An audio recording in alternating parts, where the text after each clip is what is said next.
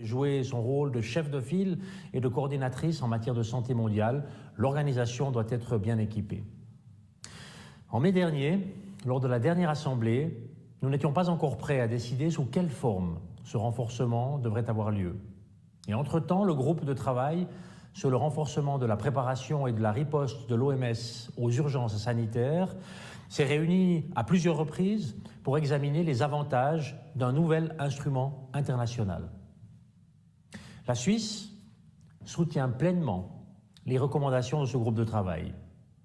Et sur cette base, nous, les États membres, devons prendre une décision sur la suite du processus. Je le sais, mesdames et messieurs, nous ne sommes pas tous d'accord sur le chemin à suivre. Nous en sommes également conscients en Suisse. Mais les enjeux sont beaucoup trop élevés. Nous n'avons pas le droit d'échouer.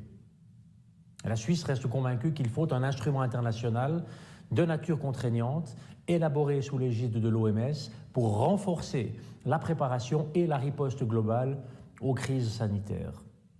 Nous souhaitons également une meilleure application du règlement sanitaire international.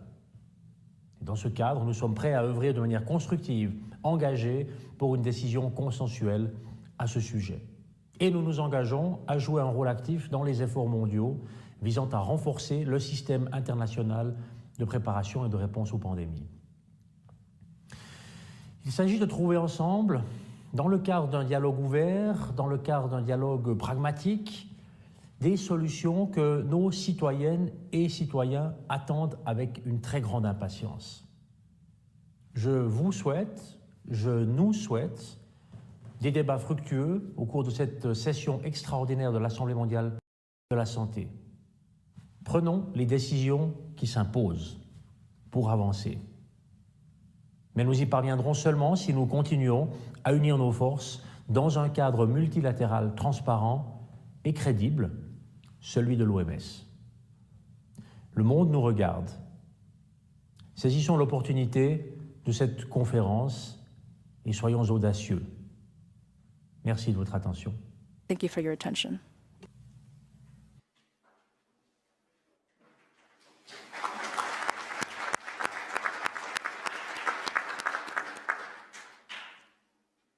Merci, Monsieur Berset. Thank you, Mr. Berset. J'ai maintenant le plaisir Now I have the d'inviter Son pleasure of Excellence, inviting Her Madame Angela Excellency, Merkel, Madam chancelière de Angela la République Merkel, fédérale d'Allemagne. Chancellor of the Federal Madame la Republic of chancelière, Germany. vous avez la parole. Madam Chancellor, you have the floor.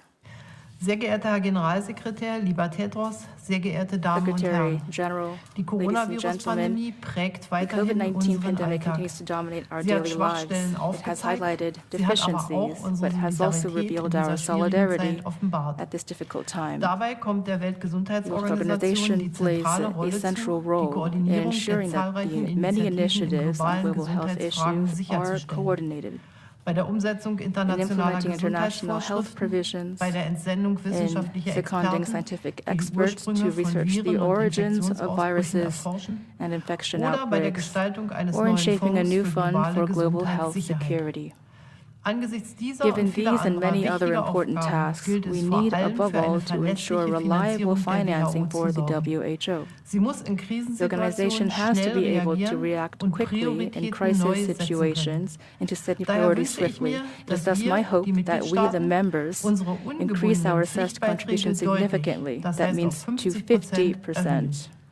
Die katastrophalen The catastrophic gesundheitlichen und impact of the wirtschaftlichen Folgen der COVID-19 pandemic in terms of Coronavirus-Pandemie health and the sollten uns economy eine ought Lehre to be a sein. lesson to us. Viren kennen Viruses keine know no Ländergrenzen. national Genau borders. deshalb sollten That's wir unsere precisely why we should lay Maßnahmen down für eine measures to bessere be taken to Prävention, improve Früherkennung prevention, und Reaktion in einem Pandemievertrag völkerrechtlich early verbindlich detection and festhalten. response in Ich internationally sage ganz binding bewusst fashion. wir. I use the word Dabei we erinnere quite ich an ein bekanntes loosely. Sprichwort, Let das me remind lautet: you of a well-known Wer saying. alleine arbeitet, addiert. Wer zusammenarbeitet, multipliziert. Lassen Sie uns in diesem Sinne künftigen In this Bedrohungen spirit, unserer let us join forces Gesundheit to mit counter future vereinten threats Kräften to our health. entgegenwirken. Und lassen Sie uns And let eher us soon rather heute than later als create a morgen firm verlässliche foundation on which to Grundlagen do dafür so. schaffen. Ihnen allen, die Sie sich hierfür Let me stark express my machen, sincere thanks danke to ich von those working to Herzen. achieve this Alles Gute goal. I für wish Sie you all the und very natürlich best, and of bleiben course, Sie stay gesund. healthy.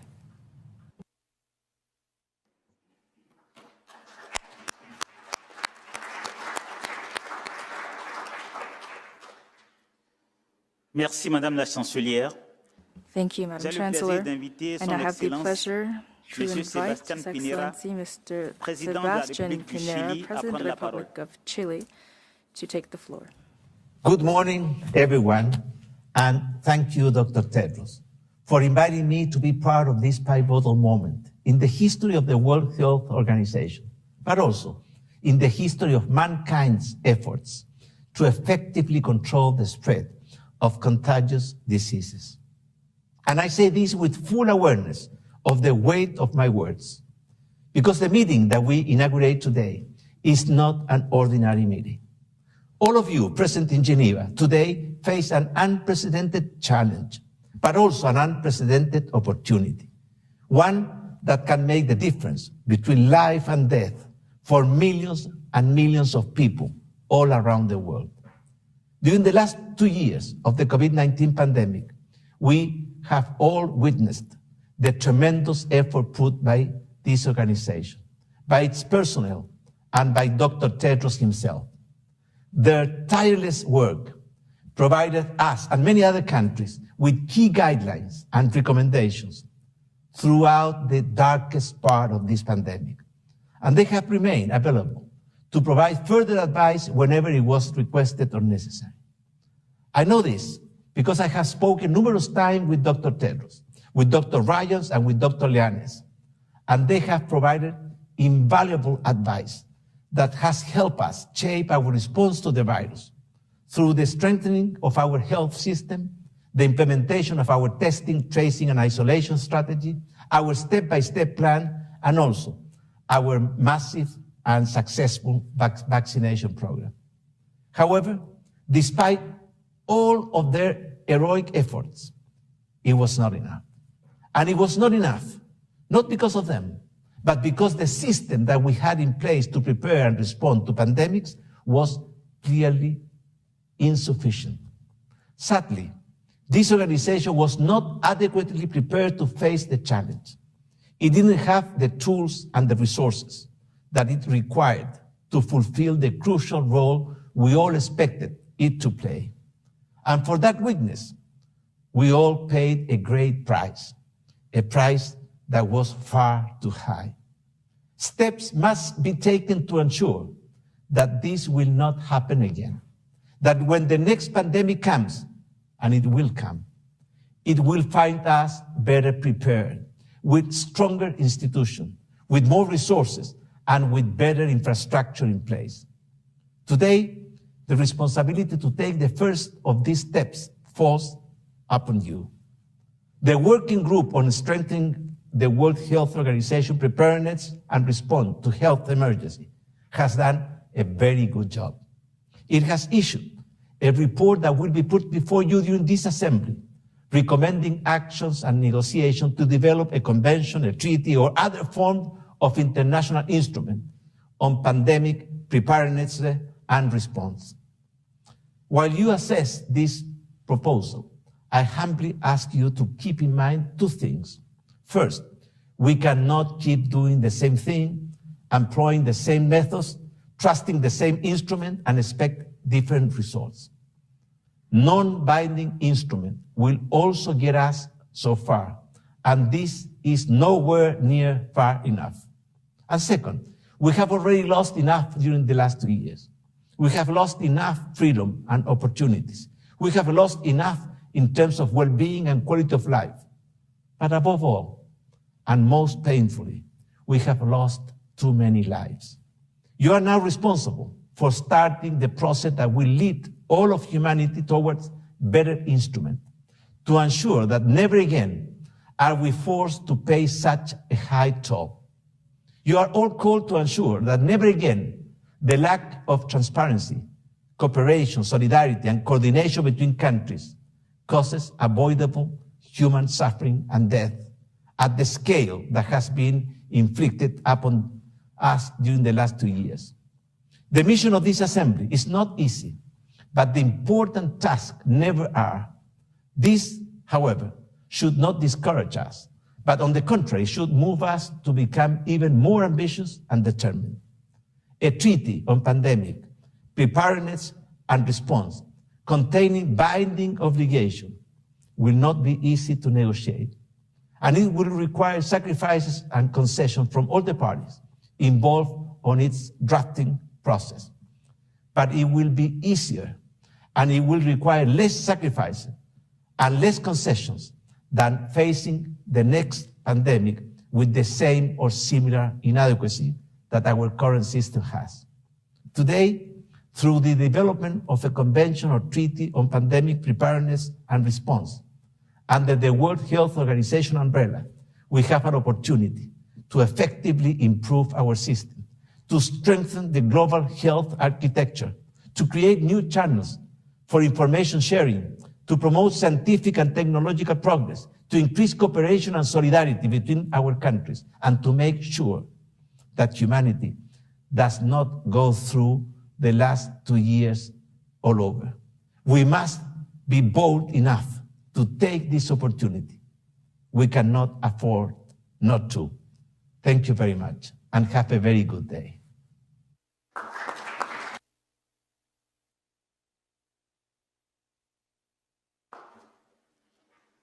Merci, Monsieur le Président. Thank you, Mr. President. J'invite maintenant avec plaisir I now have the pleasure Son of Altesse inviting Royale, His Royal le Highness Prince Salman Prince bin Salman Ahmad bin Al-Khalifa, Ahmad Al-Khalifa, Prince héritier et Crown Premier Prince ministre du and Royaume du Prime Bahreïn, Minister of the à Kingdom of prononcer son Bahrain allocution. to deliver his statement.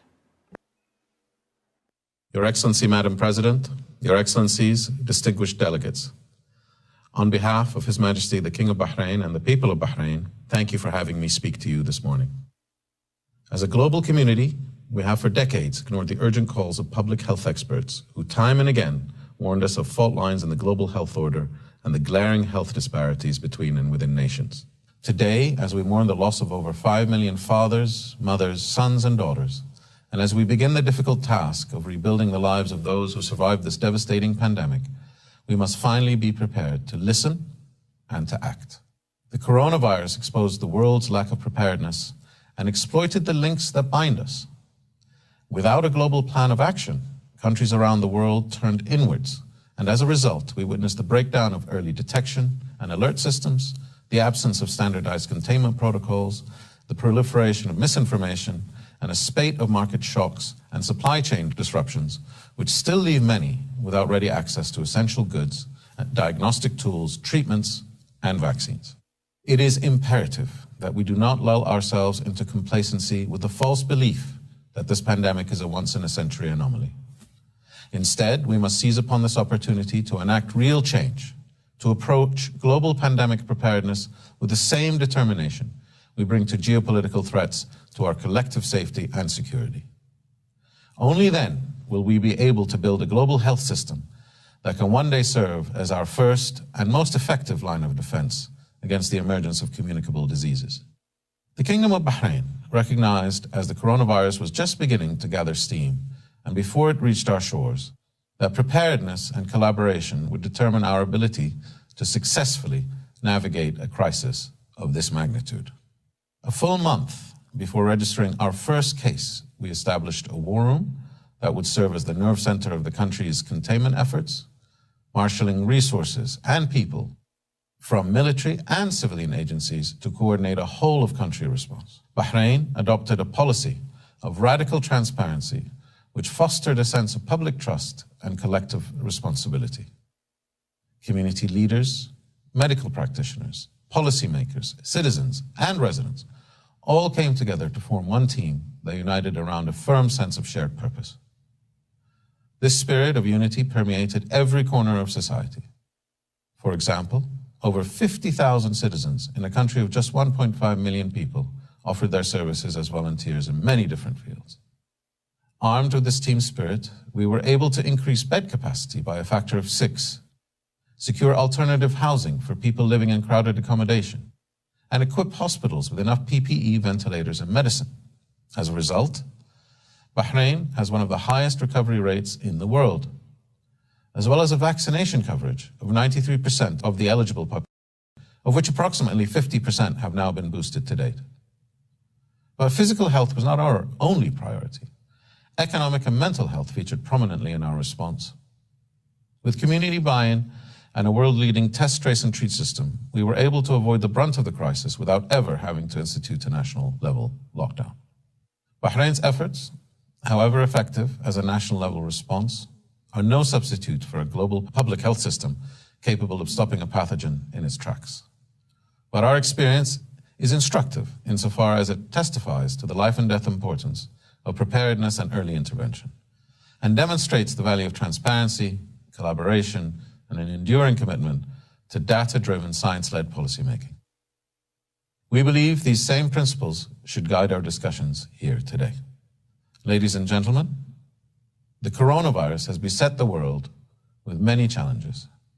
None, however, are insurmountable if we are willing to work together. Over the last 2 years, we have witnessed scientists from across the world leapfrog years of research to develop highly effective vaccines in record time. And while the pandemic is full of similar moonshot moments, we have to ensure equal and ready access to these game-changing innovations, particularly in the context of new emerging variants.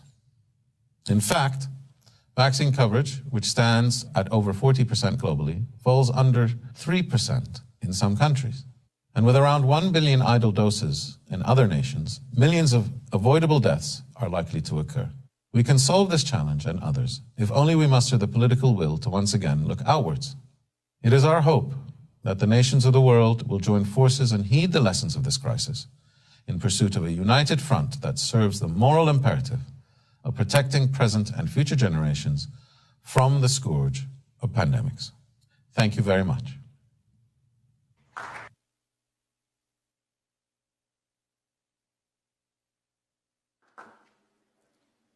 Merci, Monseigneur. Thank J'ai you, le Your plaisir Excellency. d'inviter à I présent have the pleasure now Son of Excellence, inviting Monsieur Lionel His Rouen Excellence Mr. Lionel Ndjimea, Rouen Ndjimea, Président de la République de President of the Nauru, Republic of à nous faire Nauru, part de ses observations. to give us his observations. President of the World Health Assembly, Director General of the World Health Organization, Excellencies, ladies and gentlemen, warm greetings from Nauru.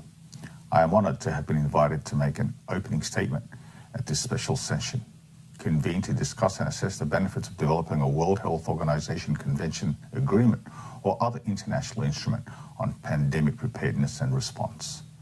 Mr. Vice President, by God's grace, Nauru remains COVID-free today. We have been very fortunate to receive vaccines from the COVAX facility and through our key development partners. However, much of the developing world remains without adequate supplies, and 2 years after the onset of the pandemic, continue to fight the spread of COVID-19.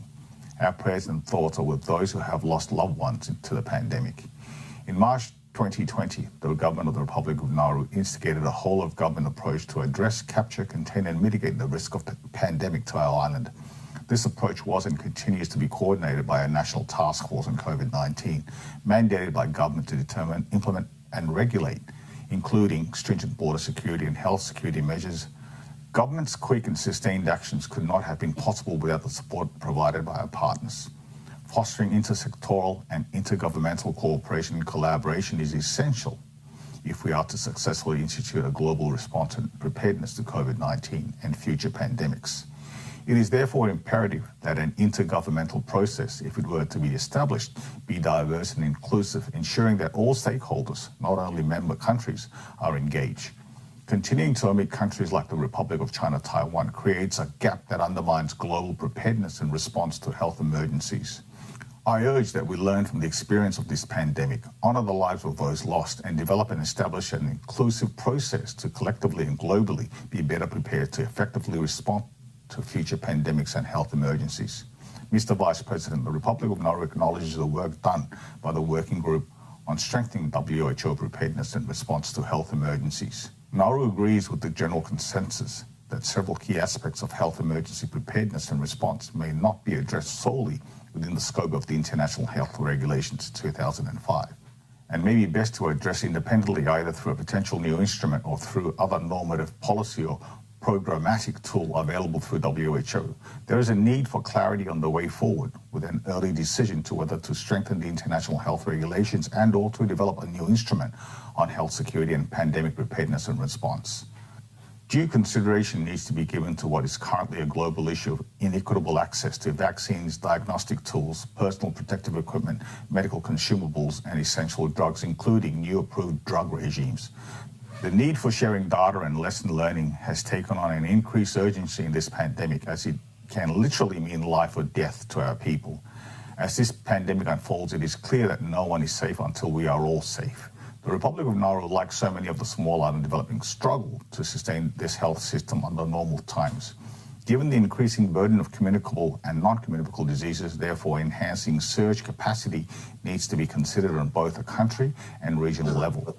The Republic of Nauru supports the call for sustainable financing of the World Health Organization and the potential benefits it would bring. However, in embracing a One Health approach, we need to recognize health as an economic good and therefore need stronger engagement with international financial institutions, private enterprises, and developed economies. Nauru supports all efforts for strengthening global health governance and takes this opportunity to request that future governance arrangements include WHO regions to ensure inclusive dialogue of all stakeholders, particularly across Pacific Island countries. We further note that there is an immediate need to ensure that the special interests of island nations are adequately considered, particularly to ensure equity access to low middle income member states. Mr. Vice President, leaving no one behind is a global responsibility. Only through unity and inclusiveness can the global community triumph over this pandemic and future health emergencies, ensuring that no one is indeed left behind. Dubakar, I thank you.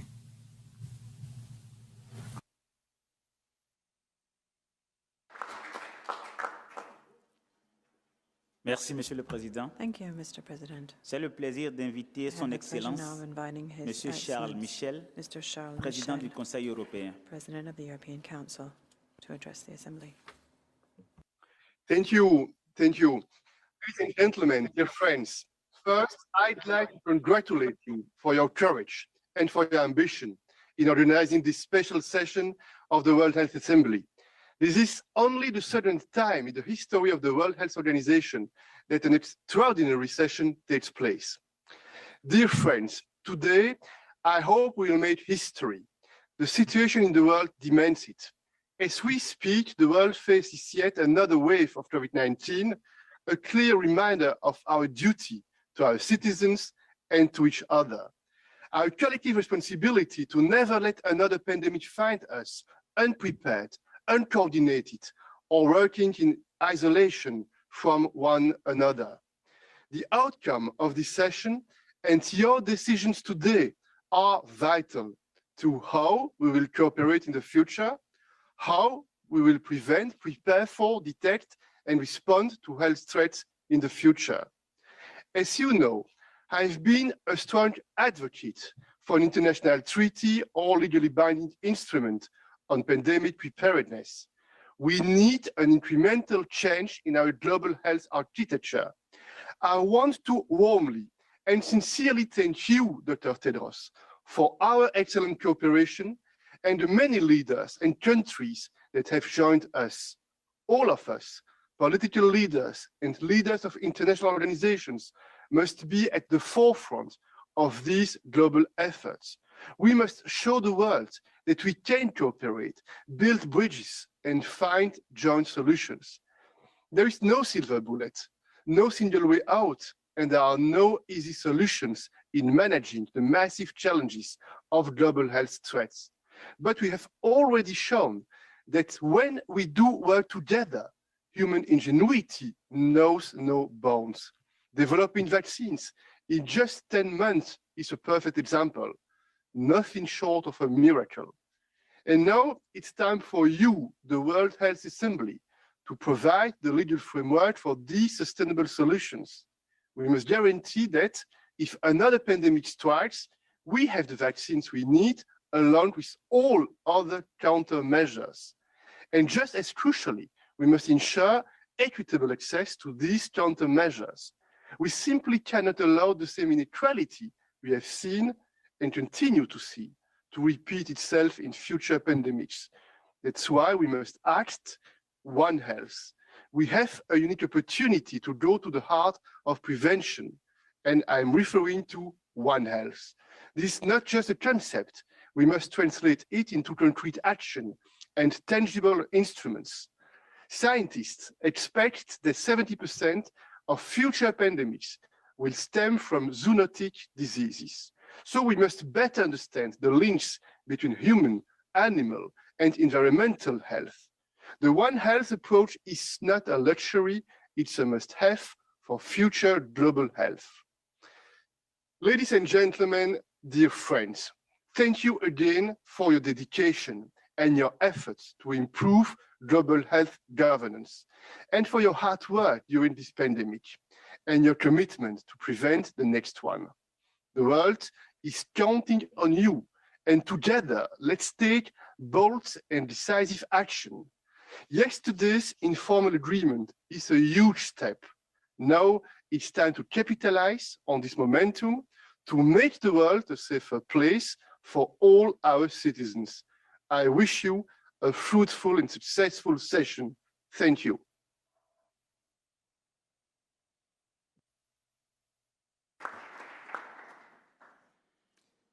Merci, Monsieur le Président. J'ai maintenant l'honneur d'inviter Son Excellence, Madame Ursula von der Leyen, Présidente de la Commission européenne, à prendre la parole. Thank you very much, Excellencies, ladies and gentlemen. First of all, I would like to salute the determination and the commitment of WHO members, as well as yours personally, dear Dr. Tedros.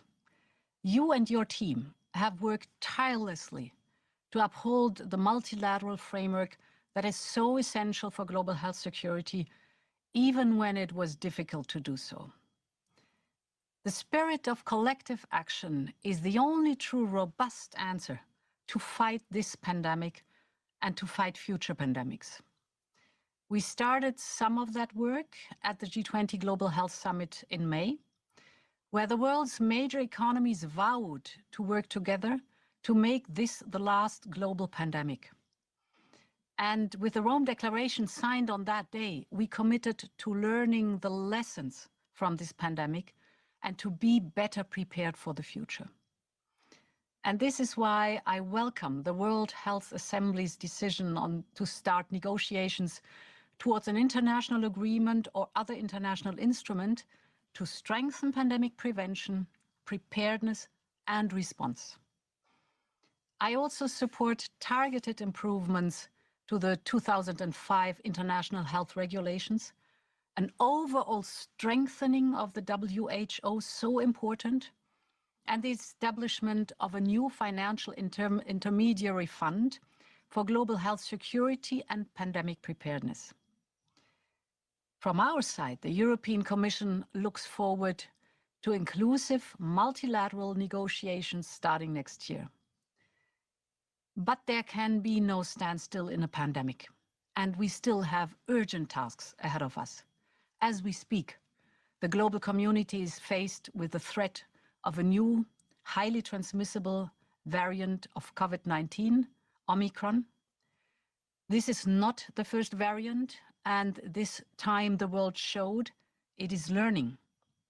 And I want to say explicitly that I'm personally grateful to the leadership of President Cyril Ramaphosa for that. South Africa's analytic work and transparency in sharing its results was indispensable in allowing a swift global response. It no doubt saved many lives, and it is a model of how international cooperation should work in the face of cross-border health threats. Because only collective, effective, and immediate responses can work against viruses that, of course, do not respect either borders or good intentions.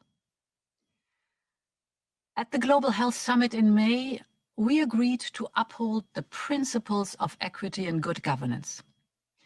We agreed to make multilateral cooperation and solidarity the only viable way forward.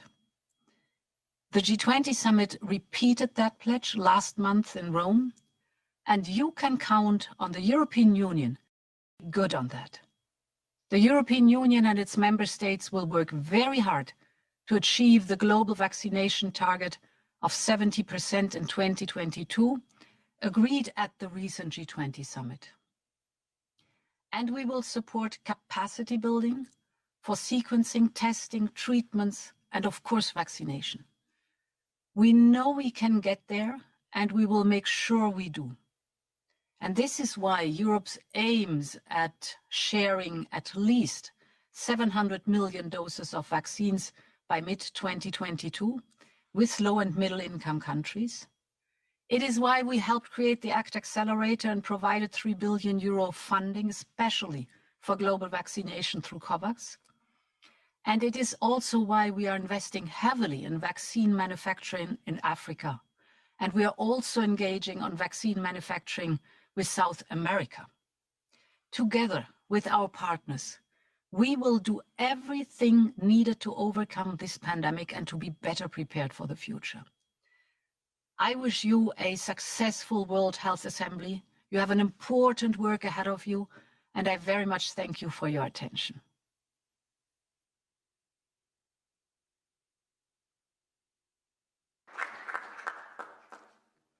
Merci, Madame la Présidente. Thank you, Madam President.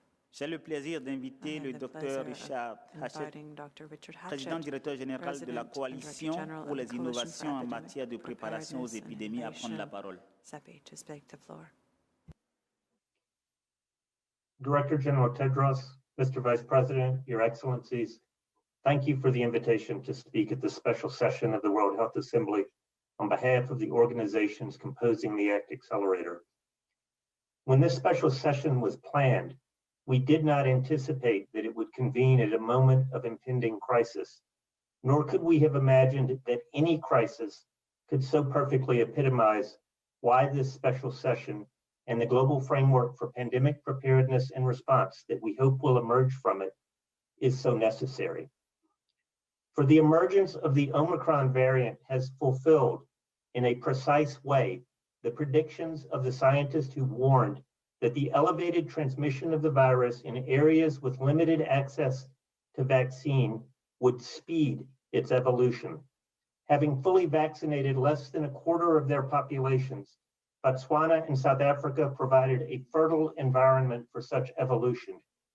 The virus is a ruthless opportunist, and the inequity that has characterized the global response has now come home to roost. The cases were picked up, however, only because Botswana and South Africa do have access to diagnostics and among the highest testing rates on the continent, performing nearly one daily COVID-19 test per 1,000 people. This rate is low compared to much of the world, but much higher than in other parts of Africa. And South Africa has first-rate genomic sequencing capabilities, something many countries around the world lack, which helped us recognize almost immediately how dangerous this new virus may be. South Africa and Botswana's efficient surveillance, early detection and warning, and sharing of information have granted the world precious time to implement containment measures and time to prepare. Our industry partners are now intensively investigating whether our current vaccines have been compromised and consulting with regulators in WHO as they develop new ones just in case. As you embark on this historic special session, I would urge you to keep this example, which is right in front of you, in mind. The world is at a crossroads. We know we will face future global infectious disease emergencies and potential pandemic threats. That is a certainty.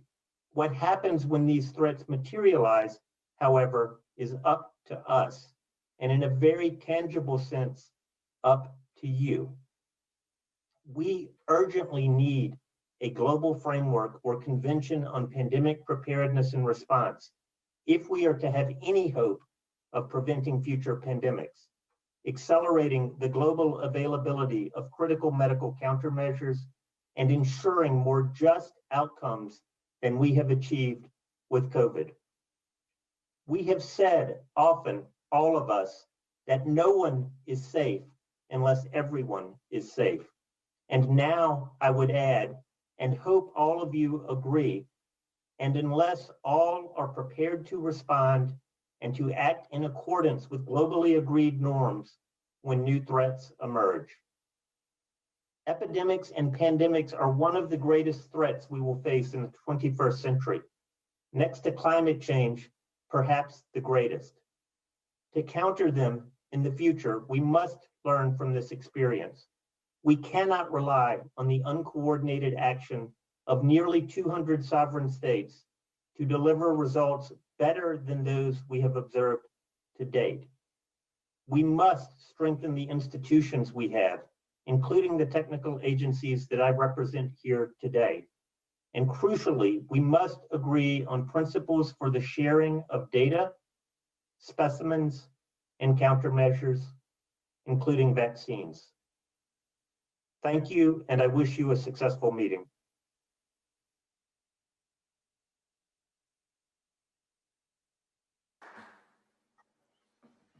Merci, Dr. Hachette. Thank you, Dr. Hatchett.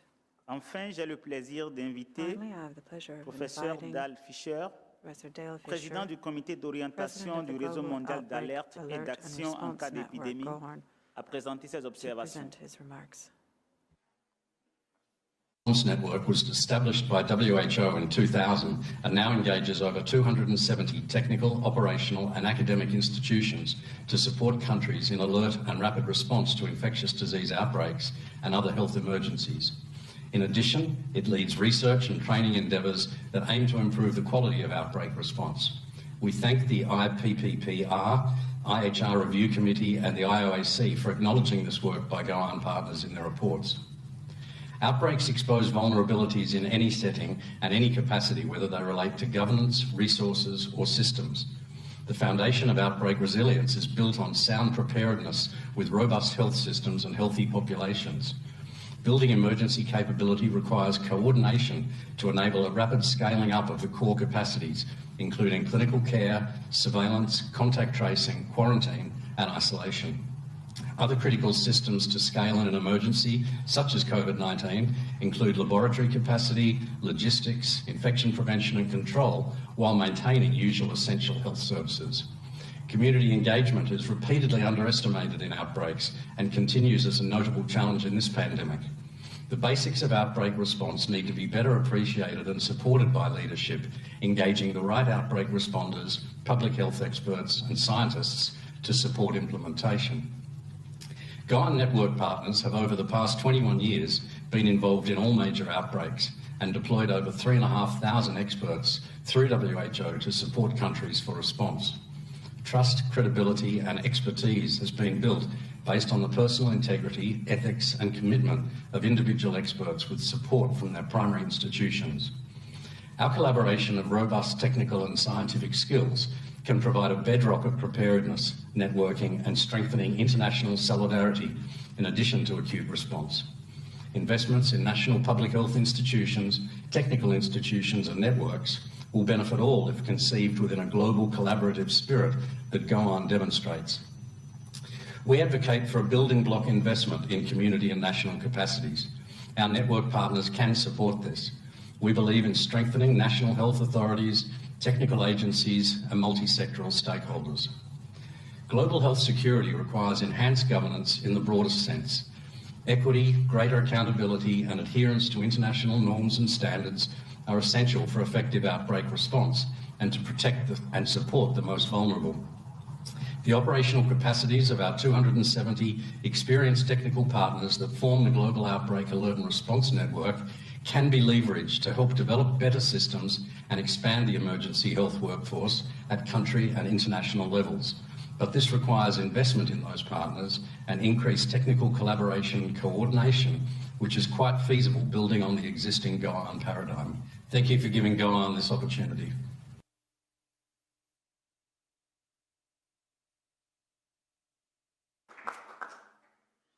Merci, professeur Fischer. Thank you, Professor Fisher. Nous tenons à remercier sincèrement tous nos We would éminents like to invités extend our sincerest pour leurs thanks paroles to all our d'encouragement et pour avoir distinguished guests for rappelé their words of la encouragement nécessité de and la for reminding us solidarité how mondiale. important global solidarity J'ai l'honneur is. d'inviter à présent I have the honor le now directeur général of de inviting l'Organisation the Mondiale de la Director General of Santé. the World Health Dr. Organization Tedros, vous avez la parole. to speak. Dr. Tedros, you have the floor.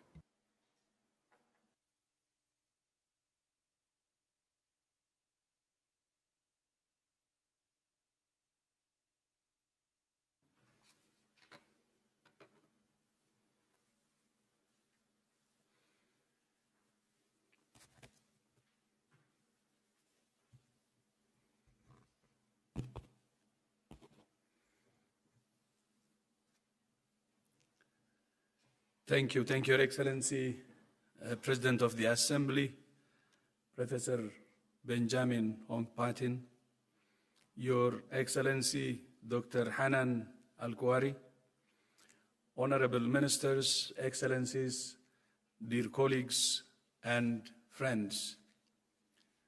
I thank His Excellency, President Tokayev, for his participation and message this morning.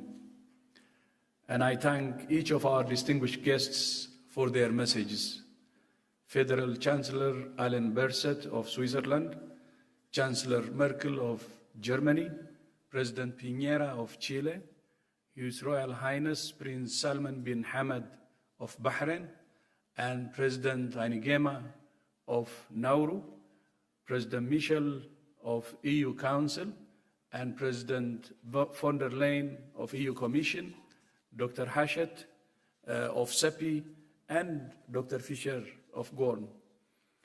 Everybody knows that pestilences have a way of recurring in the world. There have been as many plagues as wars in history. Yet always plagues and wars take people equally by surprise. Those words were written by the French writer Albert Camus in his classic novel La Peste, The Plague, in 1947. 74 years later, they have a disturbing presence. Outbreaks, epidemics, and pandemics are a fact of nature and a recurring feature of recorded history. From the plague of Athens in 4030 BC to the Black Death, the 1918 influenza pandemic, and now COVID-19. But that does not mean we're helpless to prevent them, prepare for them, or mitigate their impact. We're not prisoners of fate or nature. More than any humans in history, we have the ability to anticipate pandemics, to prepare for them, to unravel the genetics of pathogens, to detect them at their earliest stages, to prevent them spiraling into global disasters, and to respond when they do. And yet, here we are, entering the third year of the most acute health crisis in a century, and the world remains in its grip. This pestilence, one that we can prevent, detect and treat, continues to cast a long shadow over the world. Instead of meeting in the aftermath of the pandemic, we're meeting as a fresh wave of cases and disease crashes into Europe, with untold and uncounted deaths around the world. And although other regions are seeing declining or stable trends, if there is one thing we have learned, it's that no region, no country, no community, and no individual is safe until we are all safe. The emergence of the highly mutated Omicron variant underlines just how perilous and precarious our situation is. South Africa and Botswana should be thanked for detecting, sequencing, and reporting this variant, not penalized. Indeed, Omicron demonstrates just why the world needs a new accord on pandemics. Our current system disincentivizes countries from alerting others to threats that will inevitably land on their shores. We don't yet know whether Omicron is associated with more transmission, more severe disease, more risk of reinfections, or more risk of evading vaccines. Scientists at WHO and around the world are working urgently to answer these questions. We shouldn't need another wake-up call. We should all be wide awake to the threat of this virus. But Omicron's very emergence is another reminder that although many of us might think we're done with COVID-19, it's not done with us. We're living through a cycle of panic and neglect. Hard-won gains could vanish in an instant. Our most immediate task, therefore, is to end this pandemic. Indeed, our ability to end this pandemic is a test of our collective ability to prevent, respond effectively to future pandemics, because the same principles apply. The same principles: courageous and compassionate leadership, fidelity to science, generosity in sharing the fruits of research, and an unshakable commitment to equity and solidarity. If we cannot apply those principles now to tame COVID-19, how can we hope to prevent history repeating? And we cannot end this pandemic unless we solve the vaccine crisis. In less than a year, almost 8 billion vaccines have been administered around the world, the largest vaccination campaign in history. More than a year ago, before the first vaccines were approved, WHO and our partners established the ACT Accelerator, COVAX, and CETAP to facilitate equitable access to vaccines, tests, treatments, and PPE. And we have shown that these mechanisms work. COVAX has now shipped more than 550 million vaccine doses, including almost 250 million doses in the last 2 months, more than it shipped in the first 7 months of this year. Last week, CETAP and the Medicines Patent Pool finalized its first licensing agreement with the Spanish National Research Council, a transparent, global, and non-exclusive license for a serological antibody test. My thanks to Spain and to His Excellency President Carlos Alvarado Quesada of Costa Rica for his leadership in initiating CETAP. So thanks to the President of Spain, President Pedro, and also President of Costa Rica, President Quesada. Earlier this year, we also established a technology transfer hub for mRNA vaccines in South Africa to facilitate local production and regional self-reliance. But a year ago, as we began to see some countries striking bilateral deals with manufacturers, we warned that the poorest and most vulnerable would be trampled in the global stampede for vaccines. And that's exactly what has happened. More than 80% of the world's vaccines have gone to G20 countries. Low-income countries, most of them in Africa, have received just 0.6% of all vaccines. We understand and support every government's responsibility to protect its own people. It's natural. But vaccine equity is not charity. It's in every country's best interests. No country can vaccinate its way out of the pandemic alone. The longer vaccine inequity persists, the more opportunity this virus has to spread and evolve in ways we cannot predict nor prevent. We're all in this together. We call on every member state to support the targets to vaccinate 40% of the population of every country by the end of this year, and 70% by the middle of next year.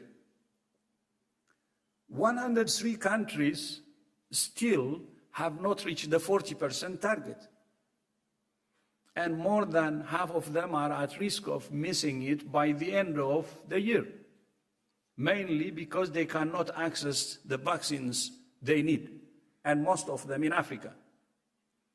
Even as some countries are now beginning to vaccinate groups at very low risk of severe disease, or to give boosters to healthy adults, just 1 in 4 health workers in Africa has been vaccinated. This is unacceptable. With emerging evidence of some waning vaccine immunity against infection, it's clear that in future countries will need tailored booster strategies. WHO's position remains that health workers, older people, and other at-risk groups must be vaccinated first in all countries before those at low risk of serious disease and before boosters are given to already vaccinated healthy adults. There is no doubt that vaccines have saved many lives and helped to quell the pandemic in many countries. Countries that have achieved the highest vaccination rates are now seeing a decoupling between cases and deaths. But in too many countries and communities, the bright light of vaccines has also become a blinding light to the continued need for other tools to stop this virus spreading, to stop it overwhelming our health systems, and to stop it killing. Vaccines save lives, but they do not fully prevent infection or transmission. Until we reach high levels of vaccination in every country, suppressing transmission remains essential. We don't mean lockdowns, which are a last resort in the most extreme circumstances. We mean a tailored and comprehensive package of measures that strike a balance between protecting the rights, freedoms, and livelihoods of individuals while protecting the health and safety of the most vulnerable members of communities. Ending this pandemic is not about vaccines or. It's about vaccines and.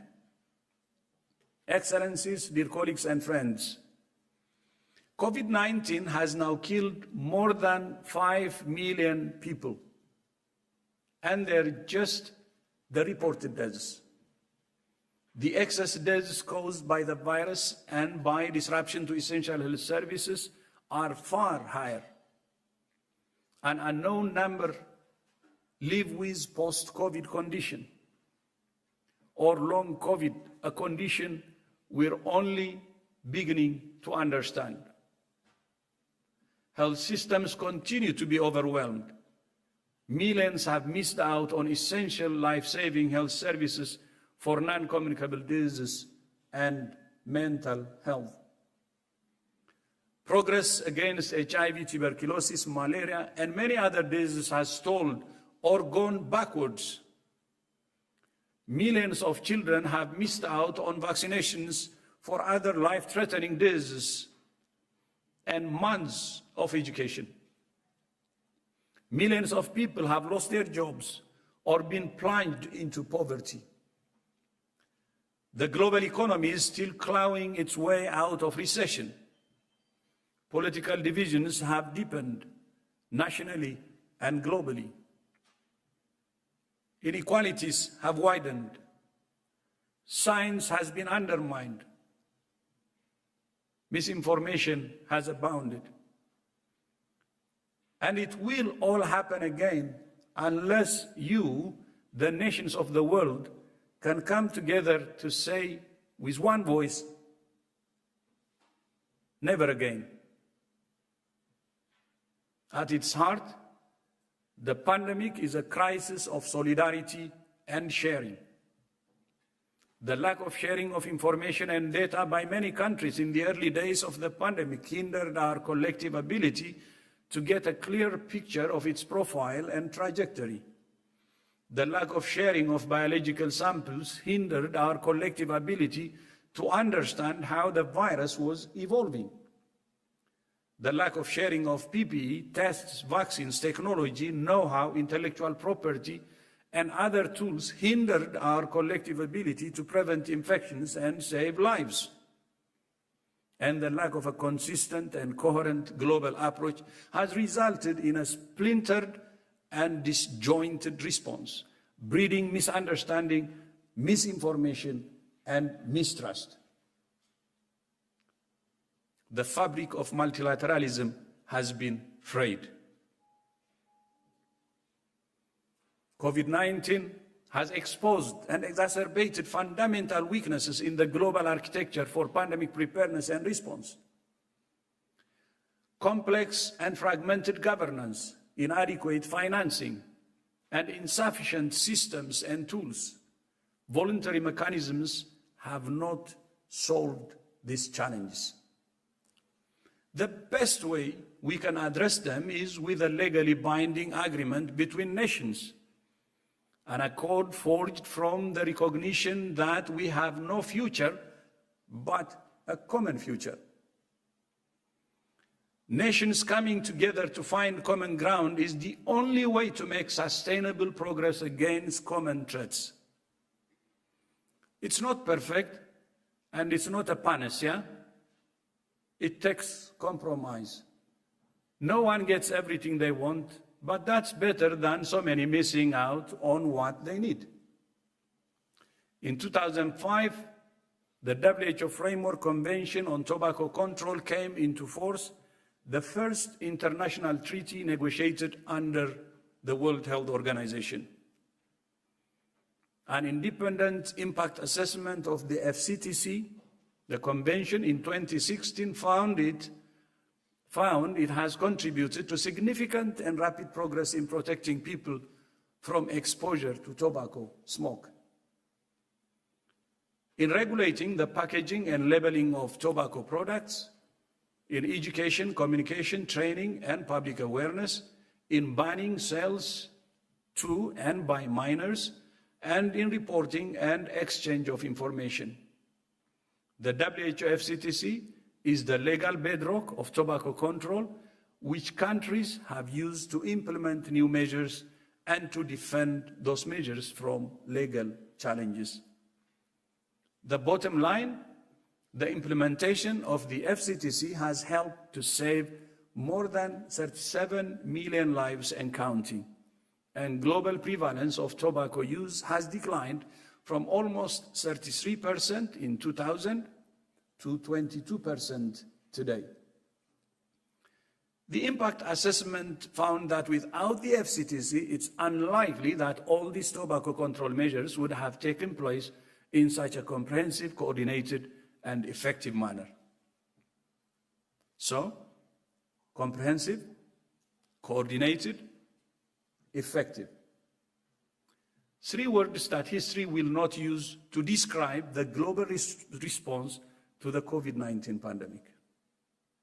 Excellencies, dear colleagues and friends, if countries can unite to negotiate a treaty against the human-made threat of tobacco, against the destructive potential of nuclear, chemical, and biological weapons, against the existential threat of climate change, and against so many other threats to our shared security and well-being, then surely, very surely, the time has come for countries to agree on a common, binding approach to a common threat that we cannot fully control nor prevent, a threat that comes from our relationship with nature itself. I thank and congratulate all member states for the spirit of solidarity and the inclusive process that has resulted in the agreed text of the decision that's before you at this assembly. I thank Indonesia and the United States of America for their leadership of the working group on strengthening WHO preparedness, as well as the other members of the Bureau, Botswana, France, Iraq, and Singapore. I also thank Australia and Chile for their leadership in developing the decision that you will consider at this assembly. And I thank the President Charles Michel of European Council for proposing the idea of a binding agreement on pandemics and for his leadership and tireless advocacy. Thank you, my friend. And this is a historic moment, but it's just the end of the beginning. We still have a long road to travel together. Reaching our destination will take negotiation, compromise, and time. The task is urgent, but it also requires patience. The stakes are high, but so are the rewards. A convention, agreement, or other international instrument will not solve every problem, but it will provide the overarching framework to foster greater international cooperation and provide a platform for strengthening global health security in 4 key areas. First, better governance. The governance of global health security is complex, fragmented, and has failed to ensure effective collective action and equitable access to vaccines and other tools. High-level threats need high-level political engagement, which is why we support the idea of a heads of state council proposed by the IPPR, the panel, anchored in WHO to provide high-level political leadership for rapid and coordinated action. I propose the Council could be supported by a ministerial standing committee under the Executive Board, which is already proposed and waiting, hopefully, approval during our upcoming board meeting. Second, better financing. Cycles of panic and neglect have created an unstable and unpredictable financing ecosystem for global health security. Strengthening the world's defenses demands financing that's truly additional, predictable, equitable, and aligned with national, regional, and global priorities. A mechanism funded solely from voluntary development assistance will only increase competition for already scarce resources. WHO supports the idea of a financial intermediary fund supported by a secretariat based at WHO, housed at the World Bank, and financed by countries and regional organizations on a burden-sharing basis. Third, we need better systems and tools to predict, prevent, detect, and respond rapidly to outbreaks with epidemic and pandemic potential. Already, the Secretariat has taken steps to start building some of those systems and tools. In September, we opened the WHO Hub for Pandemic and Epidemic Intelligence in Berlin, a new center designed to enhance global surveillance by harnessing the power of collaborative and artificial intelligence and other cutting-edge technologies. Other initiatives are in development, including the WHO BioHub system to provide a reliable, safe, predictable, and transparent mechanism for countries to share novel biological materials. Several member states are now piloting the Universal Health and Preparedness Review, a peer review mechanism for enhancing national preparedness modeled on the Universal Periodic Review used by the United Nations Human Rights Council. This was suggested by my friend, Ambassador Sambo of Central African Republic, and thank you, Ambassador Sambo, and it's going well. And last week, the Scientific Advisory Group for the Origins of Novel Pathogens, or SEGO, held its first meeting, a new permanent body to establish a more systematic way of identifying the source of new outbreaks. At the same time, we must use and enhance the tools we already have, including the Global Outbreak Alert and Response Network, GORN, and the Global Influenza Surveillance and Response Systems, GISRIS, and the Pandemic Influenza Preparedness Framework. And fourth, the world needs a strengthened, empowered, and sustainably financed WHO at the center of the global health architecture. With 194 member states and 152 country offices, WHO has unique expertise, a unique global mandate, unique global reach, and unique global legitimacy. But over several decades, WHO has been progressively weakened by a debilitating imbalance between assessed and voluntary earmarked contributions that distorts our budget and constrains our ability to deliver what you, our member states, expect of us. The widening mismatch between the expectations of WHO and its resources is well known. COVID-19 must be the catalyst to rectify it. If not now, when? I ask all member states to support the proposal in the draft report of the Working Group on Sustainable Financing when it meets again in 2 weeks' time. And I thank Björn Kummel, the chair of the Working Group, for his leadership. One of the greatest risks to global health security now is to further weaken WHO or to further fragment the global health architecture. Excellencies, dear colleagues and friends, the COVID-19 pandemic is a powerful demonstration that health is not a luxury, but a human right. Not a cost, but an investment. Not simply an outcome of development, but the foundation of social, economic, and political stability and security. In the coming months and years, other crises will demand our attention and distract us from the urgency of taking action now. Now is the time for all countries to make the choice to invest in a healthier, safer, and fairer future. Global health security is too important to be left to chance or goodwill or shifting geopolitical currents or the vested interests of companies and shareholders.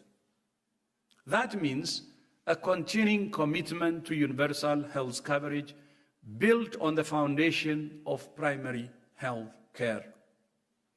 I once again thank President Tokayev and the government of Kazakhstan, Rahmet, for his leadership in primary health care from Almada in 1978 to Astana in 2018. Albert Camus published his novel in 1947, the year before the Constitution of the World Health Organization came into effect. The Constitution is, of course, itself a treaty, a binding pact between nations, a vision that recognizes that the enjoyment of the highest attainable standard of health is one of the fundamental rights of every human. But more than that, it affirms that health of all peoples is fundamental to the attainment of peace and security, and is dependent upon the fullest cooperation of individuals and states. Camus said that, I quote, "What's true of all the evils in the world is true of the plague as well. It helps men and women to rise above themselves," end of quote. In the aftermath of the Second World War, our forebears rose above themselves to found the United Nations and this World Health Organization. Now is our moment to rise above this pandemic, to rise above the impulse of isolationism, to rise above rivalry, suspicion, and mistrust, to rise above nearsightedness of election cycles and media cycles, to build on the legacy from which we have all benefited, and to leave a new legacy for the generations who will follow.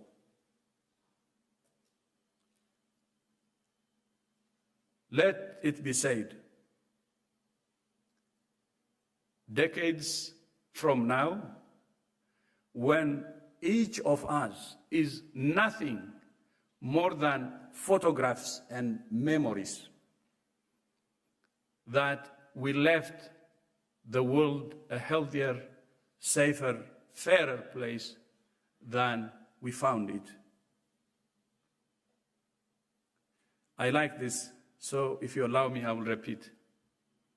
Let it be said, decades from now, when each of us is nothing more than photographs and memories, that we left the world a healthier, safer, fairer place than we found it.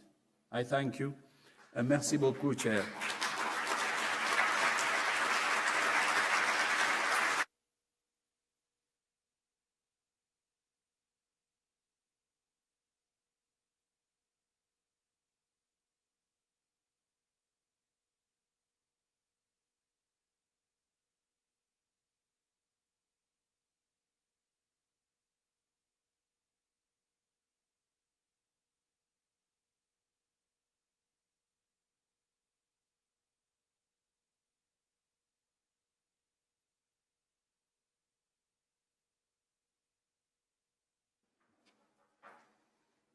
Merci, Monsieur le Directeur Général. Thank you, Director General. Avant de poursuivre, permettez-moi Before de we faire quelques continue, remarques please allow me to préliminaires. make a few opening remarks. Madame Dechen Wangmo, présidente de Madam l'Assemblée Dechen mondiale Wangmo, de President l'OMS, of the World Health Assembly, chers collègues vice-présidents de distinguished l'Assemblée fellow mondiale Vice de Presidents l'OMS, of the World Health Assembly, Monsieur le Directeur général de l'OMS, Director Mesdames et General, Messieurs, the WHO, ladies and gentlemen, je me réjouis de I'm participer à very cette pleased deuxième to be session taking part extraordinaire de in this notre second special organisation. session of our organization. Je voudrais adresser I'd mes like vives to félicitations sincerely à commend la présidente du bureau the de l'Assemblée President of the mondiale Bureau of the World Health pour son Assembly leadership dans la for gestion des her grands sujets de leadership in préoccupation de handling notre major topics of organisation depuis concern mai of 2021, WHO since que May nous avons été élus 2021, à la which we determined 74e at Assemblée the mondiale. 74th Je voudrais, chers WHA. collègues, vous remercier de Distinguished l'honneur qui est colleagues, fait I'd au like to Bénin à ma thank you modeste for personne conferring on pour présider en my l'absence de humble notre self présidente cette the session. honor of presiding in the absence Chers of our collègues, President. honorables invités, nous tenons cette Distinguished deuxième colleagues session and guests, extraordinaire we're holding the dans second l'histoire de special l'OMS session, dans un second in the contexte history of the particulier WHO, marqué par under la pandémie de la extraordinary circumstances COVID-19 marked by the qui n'épargne COVID-19 pandemic, aucun pays, which has spared qui évolue de no vague en country, vague, which les is unes evolving plus wave after meurtrières que wave, les each autres, better than the last, avec des variants with qui variants essaient de emerging that défier are notre arsenal de challenging riposte au our quotidien. response toolkit on a Le daily dernier en basis. date, le The variant latest such Omicron, variant, focalise the toute notre Omicron attention depuis variant, quelques has been jours the focus of our attention for several et days nous now. encourage à renforcer I nos would encourage stratégies all of intégrées us to et concertées strengthen de our riposte, integrated notamment and la vaccination, collective response strategies, pour including qu'ensemble et vaccination in dans un délai particular, raisonnable, nous so puissions that contrôler la together, within a propagation reasonable de ce time virus frame, we can dévastateur. contain the spread of this devastating Je virus. salue à cet effet toutes I les therefore initiatives commend all prises the par la initiatives Direction générale de taken by the l'OMS leadership of WHO to facilitate equitable access to vaccines and vaccination against COVID-19, especially for African countries. I'd like to reiterate the support of the member states for our Director General for his exceptional leadership and perseverance in coordinating our collective action during this difficult time. You have proved yourself more than worthy of our support. Distinguished colleagues and guests, in light of the experiences we've all had in managing the COVID-19 crisis, we must work together to improve our collective capacity to respond to international health threats and emergencies, to better protect our populations and to make the world safer. That is why I am pleased that our session will be examining the main item on our agenda, which concerns the benefits of an international instrument on pandemic response and preparedness. I'd like to thank the member states working group on strengthening WHO preparedness and response to health emergencies for these relevant proposals that have been submitted for our review. I am deeply convinced that a global and collaborative approach is the best solution for global health challenges throughout the world and the only way to achieve the SDGs. I wish all of us productive deliberations and a spirit of tolerance and openness toward one another. Thank you.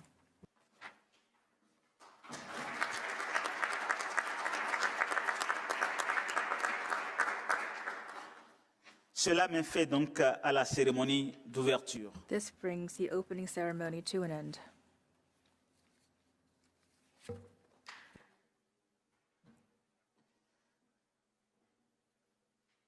L'Assemblée mondiale de la santé va à présent The World Health Assembly will examiner now les procédures consider spéciales the devant special régir la procedures conduite des to séances regulate the hybrides de sa conduct of the deuxième session hybrid meetings extraordinaire of the second special qui session, figure à l'annexe du document which are contained in the annex of document SSA2/2. ASS2/2. Comme nous le savons tous, As we all know, le document dont the nous sommes document saisis before us aujourd'hui a today fait l'objet de has been the subject consultations of informal informelles consultations faisant intervenir l'ensemble des États involving membres. all member states. Puis-je considérer que May I l'Assemblée take de it la that the santé Health se Assembly is satisfait content to d'adopter les adopt procédures special spéciales procedures figurant à l'annexe du contained document in the annex of document SSA2/2 et ASS2/2 de les appliquer à la présente and to session apply them to extraordinaire the special session?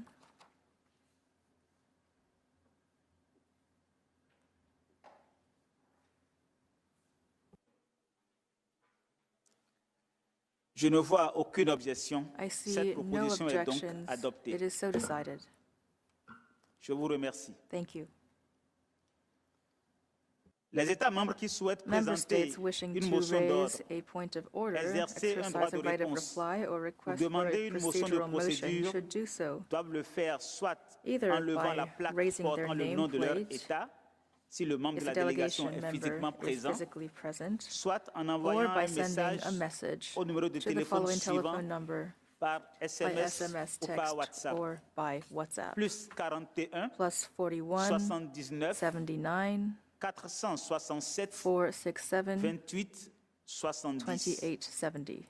Ce numéro est le même que celui utilisé par les États membres lors d'autres This réunions number is the récentes same des number organes that member states directeurs used during other et il recent peut governing body être meetings, utilisé uniquement and it may be pour les used motions d'ordre, only les for demandes points of de droit de order, réponse requests ou for rights d'autres of motions de reply, procédure. or other procedural motions. Il ne doit être utilisé pour aucune It autre may not be question. used for any other En matter. outre, je tiens à addition, préciser I would que je like to make propose clear d'accorder le droit de réponse that I s'il est propose to demandé accord the right of à reply la fin de if chaque it is journée. sought at the end of each day. Les délégués sont priés de veiller à ce que leurs Delegates interventions are soient kindly aussi brèves required que possible requested to keep their et, interventions as par brief as souci de possible, l'horaire à and respecter, in the interest of il time, serait it would be apprécié que ces appreciated interventions se if limitent à interventions 3 could be minutes limited au maximum. to 3 minutes maximum. Les délégués à l'Assemblée mondiale de la santé The World Health se Assembly rappelleront delegates peut-être may qu'à la recall 74e that session, at the WHO la 74, docteure Amelia Flores Dr. Amelia du Flores Guatemala of Guatemala avait été élue was vice-présidente elected pour la as région des Vice Amériques. President from the region of the Americas. Je pense savoir que depuis lors, Since then, if you are the meeting host, please enter your host key followed by pound. Je pense savoir que depuis lors, la Dr Flores n'est plus en mesure de siéger à ce poste. Dans ce contexte, la région des Amériques a tenu des consultations et propose que le Dr Francisco José Comamartin, ministre de la Santé du Guatemala, soit élu vice-président. Puis-je considérer que l'Assemblée de la Santé est d'accord avec cette proposition?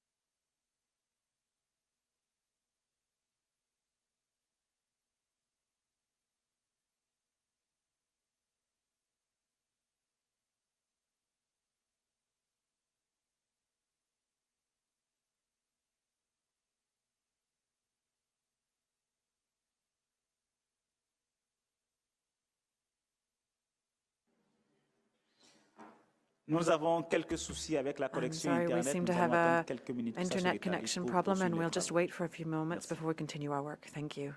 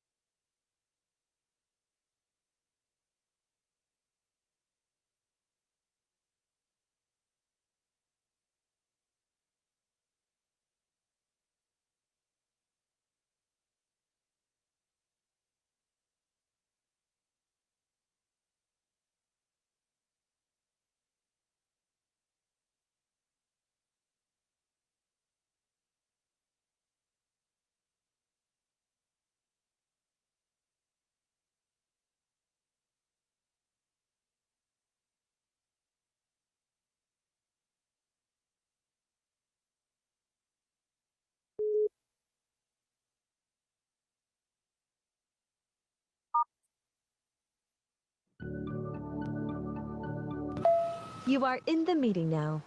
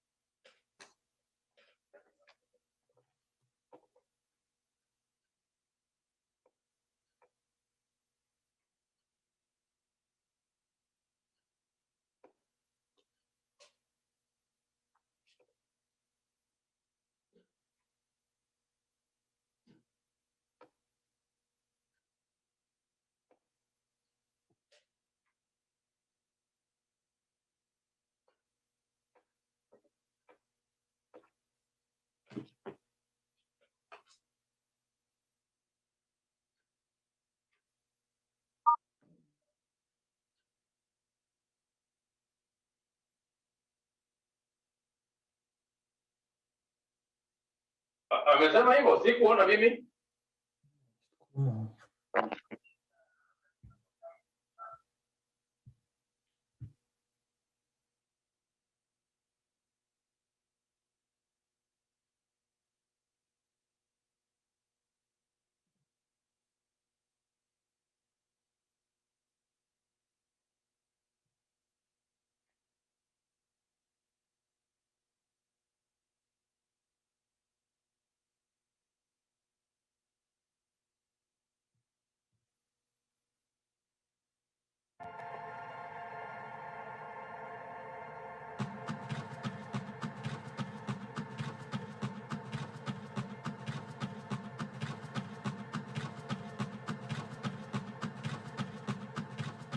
Every advance we made, be it in the diagnostics, be it in the vaccine, came as a response of sharing risk, sharing knowledge, and sharing capacity.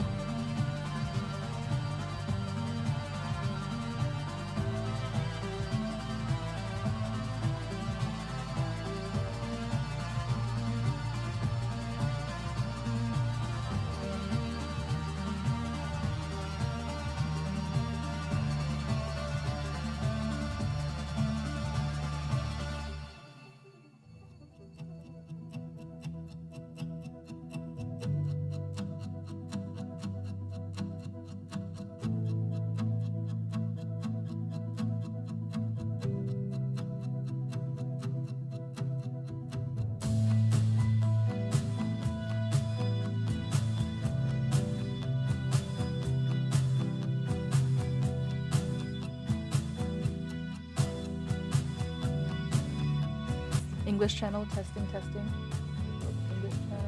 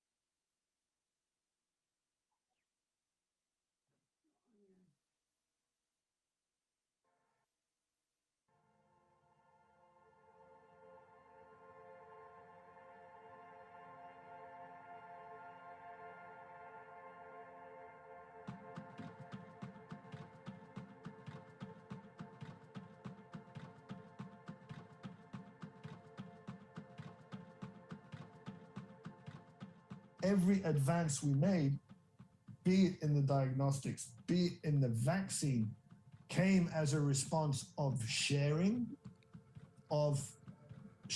risk, sharing knowledge, and sharing capacity.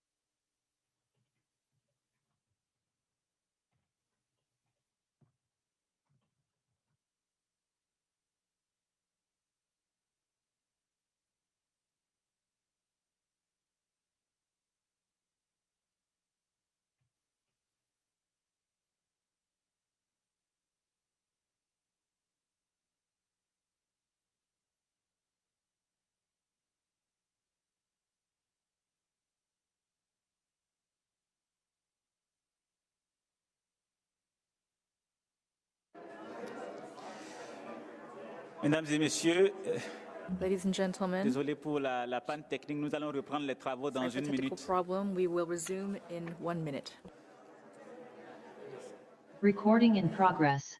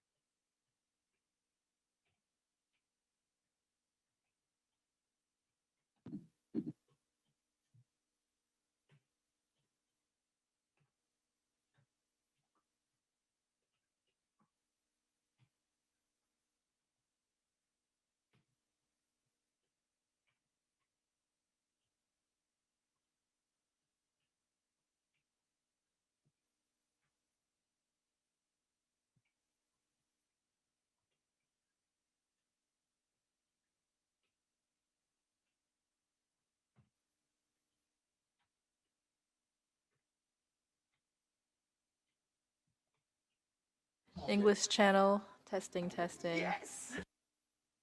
Recording stopped. English channel, continuing the test. Testing, Mesdames et testing. messieurs, nous allons reprendre les travaux. Ladies and Désolé gentlemen, encore we'll pour get cette working panne back to work technique. again. We apologize for these technical issues.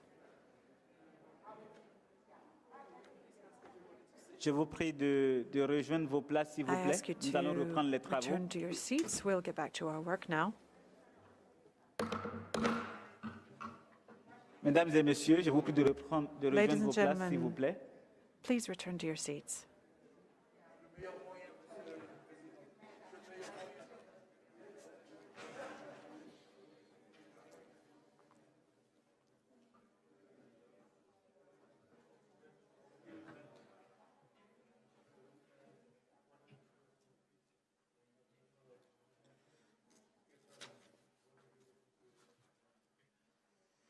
Nous allons donc poursuivre avec les procédures We will spéciales. continue with the special procedure. Les délégués à l'Assemblée mondiale de la santé Delegates to se the World rappelleront Health Assembly peut-être qu'à la 74e may recall that session, at la the docteure WHA Amelia Flores 74, du Dr. Amelia Guatemala Flores of Guatemala avait été élue vice-présidente was elected pour la région des as Amériques. vice president from the region Je of pense the savoir que depuis lors, Americas.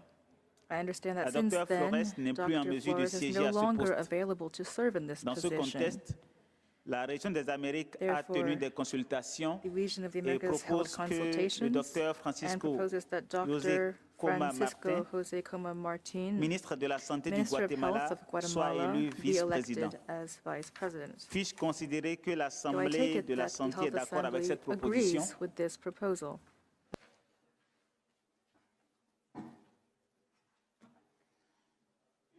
Je ne vois aucune objection. Cette As I see proposition no est donc objections, it adoptée. is so decided.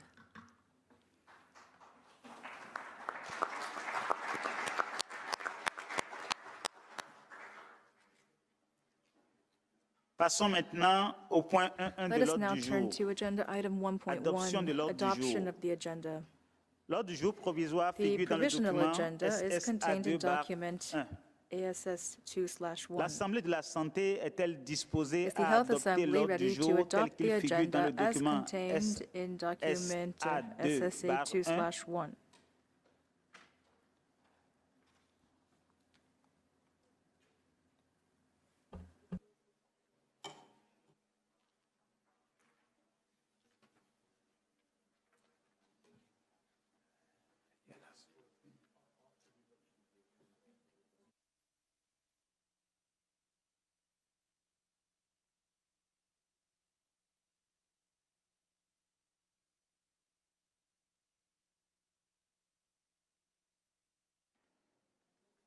Je vois la Slovénie lever. I see that Slovenia has requested the floor.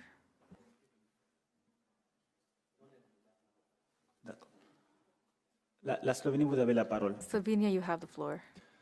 Thank you, Chair. The European Union works closely with the World Health Organization on a wide range of subjects, both within the European region and on a global level. As agreed in the exchange of letters of 2000 between the WHO and the European Commission concerning the consolidation and intensification of cooperation, and without prejudice to any future conclusion of a general agreement between the WHO and the European Union, the European Union delegation attends the meetings of the World Health Assembly as observer. As in previous sessions, we asked the Assembly to kindly agree that the European Union delegation be also invited to attend and participate without vote in the deliberations of the meetings of subcommittees, drafting groups, or other subdivisions thereof, addressing matters falling within Union competence in the second special session of the World Health Assembly. Thank you.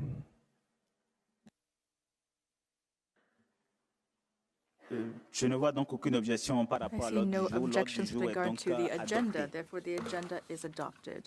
Je comprends que la délégation de la I Slovénie understand that Slovenia fait une proposition. has made Y a a-t-il des proposal. objections Are par there rapport à cette any proposition objections qui a to été faite par la that Slovénie? proposal made by Slovenia?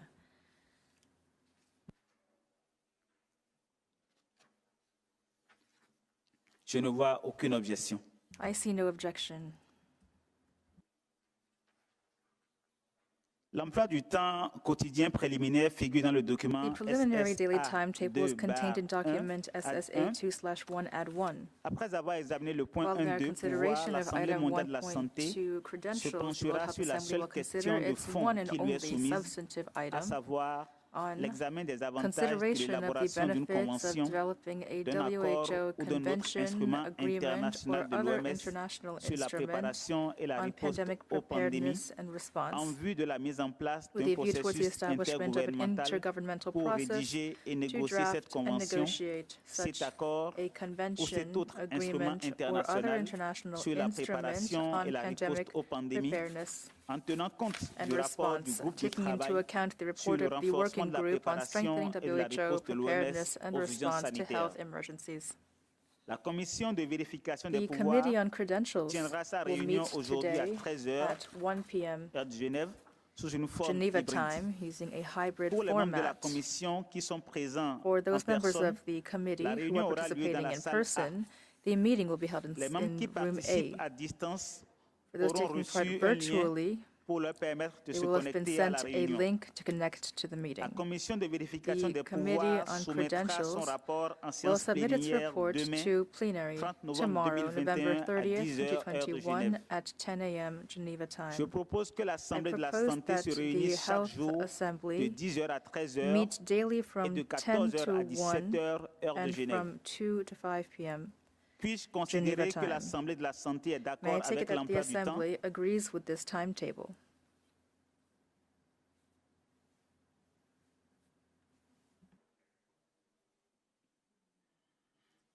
Comme je ne vois aucune objection, cette As I see proposition no est donc objections, it is so adoptée. decided.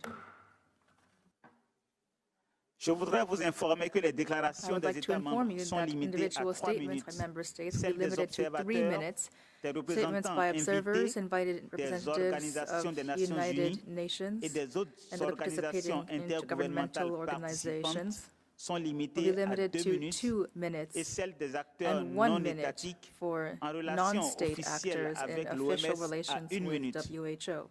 Les déclarations des régions Regional and et des group groupes sont statements limitées à 4 will be minutes. limited to 4 minutes. Par ailleurs, Furthermore, comme les délégations s'en as souviendront, delegations will recall, l'ordre the habituel usual pour la order prise de parole of speakers débute par les is États membres member states et les and membres associate associés, members, suivis des followed observateurs by observers, de l'Organisation des United Nations Unies Nations and other et des autres intergovernmental organisations organizations in intergouvernementales effective avec lesquelles relations. l'OMS a établi des relations effectives. Et enfin, And finally, des acteurs non non-state étatiques en actors relations in officielles. official relations. Cela signifie qu'un This certain means nombre that de a number of déclarations important importantes doivent statements attendre la will be toute fin left des until the discussions very end et non de ce and fait therefore have a que peu limited de possibilités d'influencer le opportunity to débat. influence the debate. Étant donné que la session extraordinaire Given the focus se of the special concentrera sur la session on COVID-19 COVID-19, et dans la mesure où and de nombreux understanding that a number acteurs of state étatiques et and non non-state étatiques actors have made ont apporté une contribution invaluable inestimable à la contributions lutte contre in the cette fight maladie, against COVID-19, j'aimerais proposer qu'à titre I would like to exceptionnel, propose that nous exceptionally réservions du we temps set aside plus time avant dans le earlier débat. in the debate, Par exemple, such as de from 16h30 à 4:30 17h, to heure 5 de Genève, p.m. la Geneva deuxième time journée on the second et day, éventuellement and possibly quelques moments a à short l'ouverture de period notre at troisième the opening journée of our meeting on the pour third prendre day connaissance de for some of certaines de these ces statements. déclarations. Je conçois bien Recognize que cela that signifie this still toujours qu'un means grand that nombre a de large déclarations number of statements devront attendre will be left jusqu'à la toute fin des débats. until the very end. Y a-t-il des Are objections there à any cette proposition? objections to this proposal?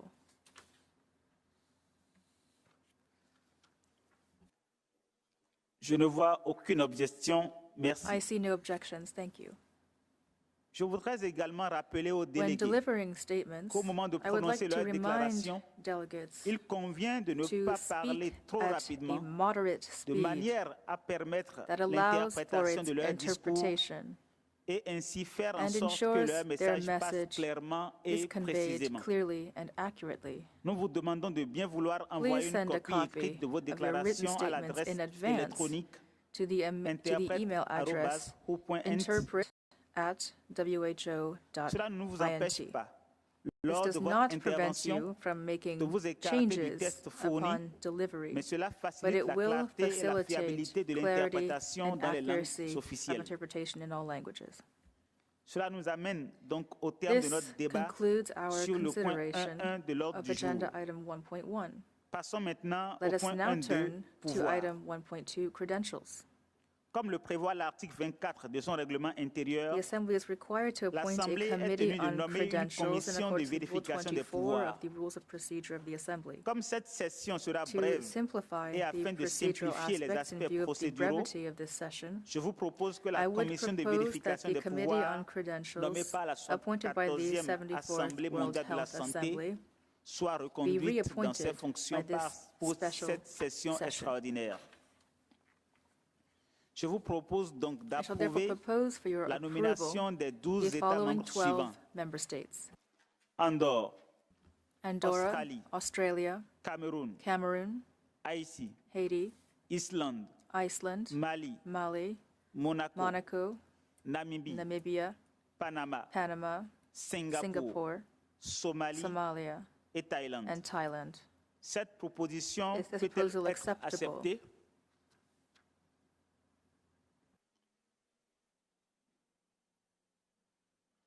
Je ne vois aucune objection. I see no objections. Je déclare donc la I therefore commission de declare the vérification des Committee on pouvoirs Credentials telle as je l'ai proposée, proposed by me, nommée par l'Assemblée de appointed la by the santé. Health Assembly.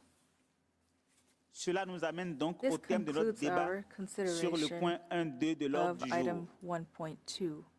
Abordons maintenant le Let point us now 2 de take up l'ordre du item jour. 2, Examen des avantages de consideration of the l'élaboration d'une benefits convention of developing a WHO convention, agreement, or other international instrument on pandemic preparedness and response, with a view towards the establishment of an intergovernmental process to draft and negotiate such a convention, agreement, or other international instrument on pandemic preparedness and response, taking into account the report of the Working Group on Strengthening WHO Preparedness and Response to Health Emergencies.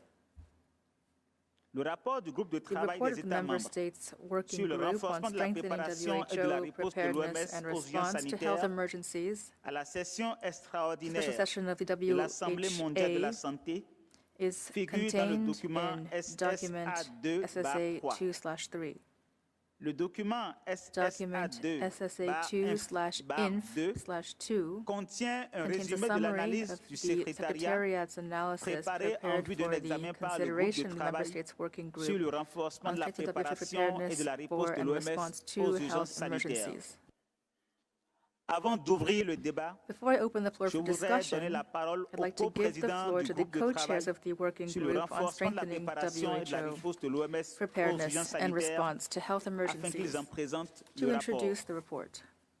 Madame l'ambassadrice Ambassador Grata and Verdanitias et Monsieur Colin and Mr. Colin vous avez la parole. You have the floor. Thank you, Mr. Chair, for the opportunity to address the Assembly and present the report. Your Excellencies and distinguished delegates, at the last World Health Assembly, Member States have decided to create a Member State working group with a dual mandate, first, to consider the finding and recommendation of the various review panels, and second, to prioritize the assessment of benefit of developing a WHO convention, agreement, or other international instrument on pandemic preparedness and response. To accomplish this mandate, the working group have met 5 times from July to November 2021 to facilitate discussion and conduct intersessional consultation on specific priorities identified by Member States. On behalf of the Bureau member, we would like to thank all Member States, numerous invited experts, and non-state actor participants for their collective support, wisdom, input, and constructive engagement, which enabled the working group to submit the report SSA2/3 to the World Health Assembly Special Session for its consideration as per mandate decision 74/16. While the report itself is not perfect, we would like to emphasize that it represents a consensus view of all Member States, carefully drafted and negotiated over many days. We are grateful that this consensus is also reflected in the draft decision that the World Health Assembly will consider later this week. We hope the report can provide you with a clear pathway as it outlines both policy and programmatic priorities. As you consider the next step, including the working group recommendation concerning a new process to develop and negotiate a new instrument on pandemic preparedness and response, as well as to consider ways to strengthen the IHR. Now, please allow me to highlight some of the key aspects of the report that the Member States sees as best addressed in the new instrument. Among others, first, on equity. Member States agree that equity is critically important for global health, both as a principle and as an outcome. Member States emphasize that equity is essential, particularly in prevention, preparedness, and response to health emergency, including with respect to capacity building, equitable and timely access to and distribution of medical countermeasures, as well as to address barriers to timely access to and distribution of these medical countermeasures. Member States also see related issues such as research and development, intellectual property, technology transfer, empowering or scaling up local and regional manufacturing capacity during emergency to discover, develop, and deliver effective medical countermeasures and other tools and technology as a priority to be addressed. One health approach. This is also an area there is a strong prioritized interest. However, further elaboration and collaboration are needed, particularly as the One Health concept reach beyond pandemic preparedness and response. Many aspects of this area may be beyond the scope of IHR and it's complex. On prevention, rapid risk assessment, detection, and response. Some aspect of this topic could be handled under the discussion on strengthening the IHR 2005 implementation, compliance, and potential targeted amendments, while other could be incorporated under the new instrument. Now I would like to give the floor to my co-chair to continue with other key aspects where member states see the benefit to address in the new instrument. Thank you very much, Ambassador Grata. As my co-chair has mentioned, equity and One Health are priority areas that could be addressed as current gaps by a new instrument. In addition, other areas identified in the report include compliance and accountability with IHR obligations. We note that while IHR 2005 has a dispute resolution provision, it remains unused to date. Finance. Member states recognize the need to provide WHO with adequate and sustainable financing so that WHO can play a leading and coordinating role in global health, while also recognizing the need for national investments and leadership from other actors and institutions. Resilient and rapid response to pandemics. By enhancing surge capacity through striving to achieve universal health coverage and health system strengthening, which includes the enhancement of primary health care, the health workforce, and social protection. Sample sharing, by enhancing and expanding networks, mechanisms, and incentives for sharing pathogens, genetic information, biological samples, and the benefits derived therefrom. Member states see sample sharing as important, as well as the need to develop proper incentives and benefits to support more equitable health emergency preparedness and response. Structural solutions was another area to promote whole of government and whole of society approach to pandemic prevention, preparedness, and response, including other health emergencies. And finally, in this list of gaps that the report identifies, misinformation and disinformation, the need for national and global coordinated actions to address the misinformation, disinformation, and stigmatization that undermine public health. Following looking at the gaps that we've just talked about, and looking at all of these technical areas outlined in SSA 2/3, based on the WGPR discussions thus far, we wanted to highlight for the Assembly that there is an emerging consensus that member states will need to continue their discussions on the feasibility of implementing the recommendations, particularly how to implement them through 3 policy-making tools available under WHO as follows. First, developing a new international instrument, the topic of this special session. Next, strengthening the IHR 2005, which many of our eminent speakers have already addressed. And then third, exploring the use of existing tools and mechanisms available under WHO, such as guidance documents, etc. As evidenced by the consensus reached this week, the WGR has repeatedly reaffirmed the need to work in an efficient, effective, inclusive, consensus-based, and transparent manner. The work of the WGPR does not finish here. The WGPR will continue to discuss and review the recommendations of the review panels and propose recommendations and actions at WHA 75. And we wanted to share with the Assembly in terms of a way forward for WGPR that as a means to expedite the discussion, the Bureau of the WGPR is planning to launch a survey in the coming days to collect inputs from member states and other stakeholders on the 131 recommendations from the independent review panels and committees. The survey is aimed to indicate some basic prioritization among the recommendations and to provide initial input on feasibility and potential method of implementation through the available tools I mentioned earlier. We hope that the survey will help shape the discussions and focus the WGPR's work between February and May. We seek member states' cooperation to fill in the survey and return it to ensure a better representation of member states' views on which recommendations are deemed feasible and a priority for member states in strengthening the current health system in preparedness and response. We are aiming to have your input submitted by early January and look forward to reconvening as a working group prior to Executive Board 150. And we thank you very much for this opportunity to address the Assembly. Thank you very much. Je vous remercie.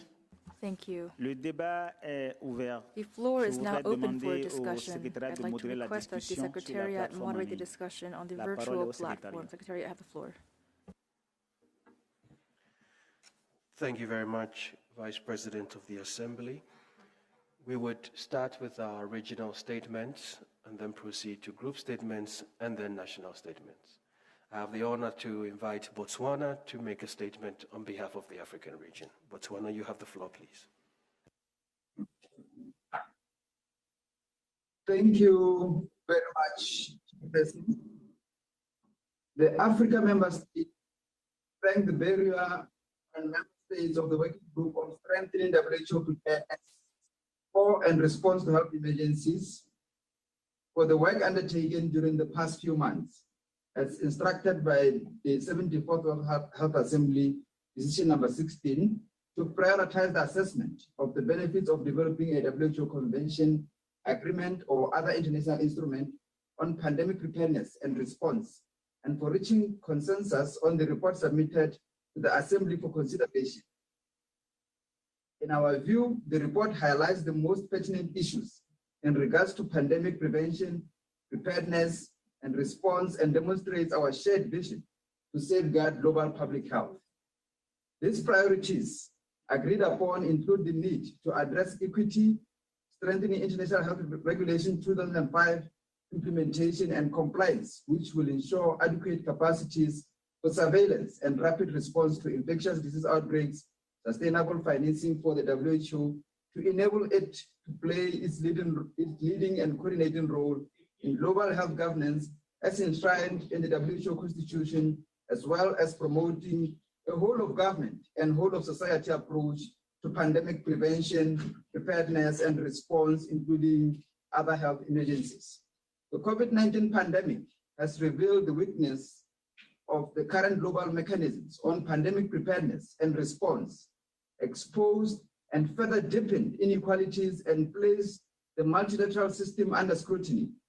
Africa has suffered disproportionately in terms of access to essential countermeasures, including diagnostics, vaccines, and other life-saving treatments.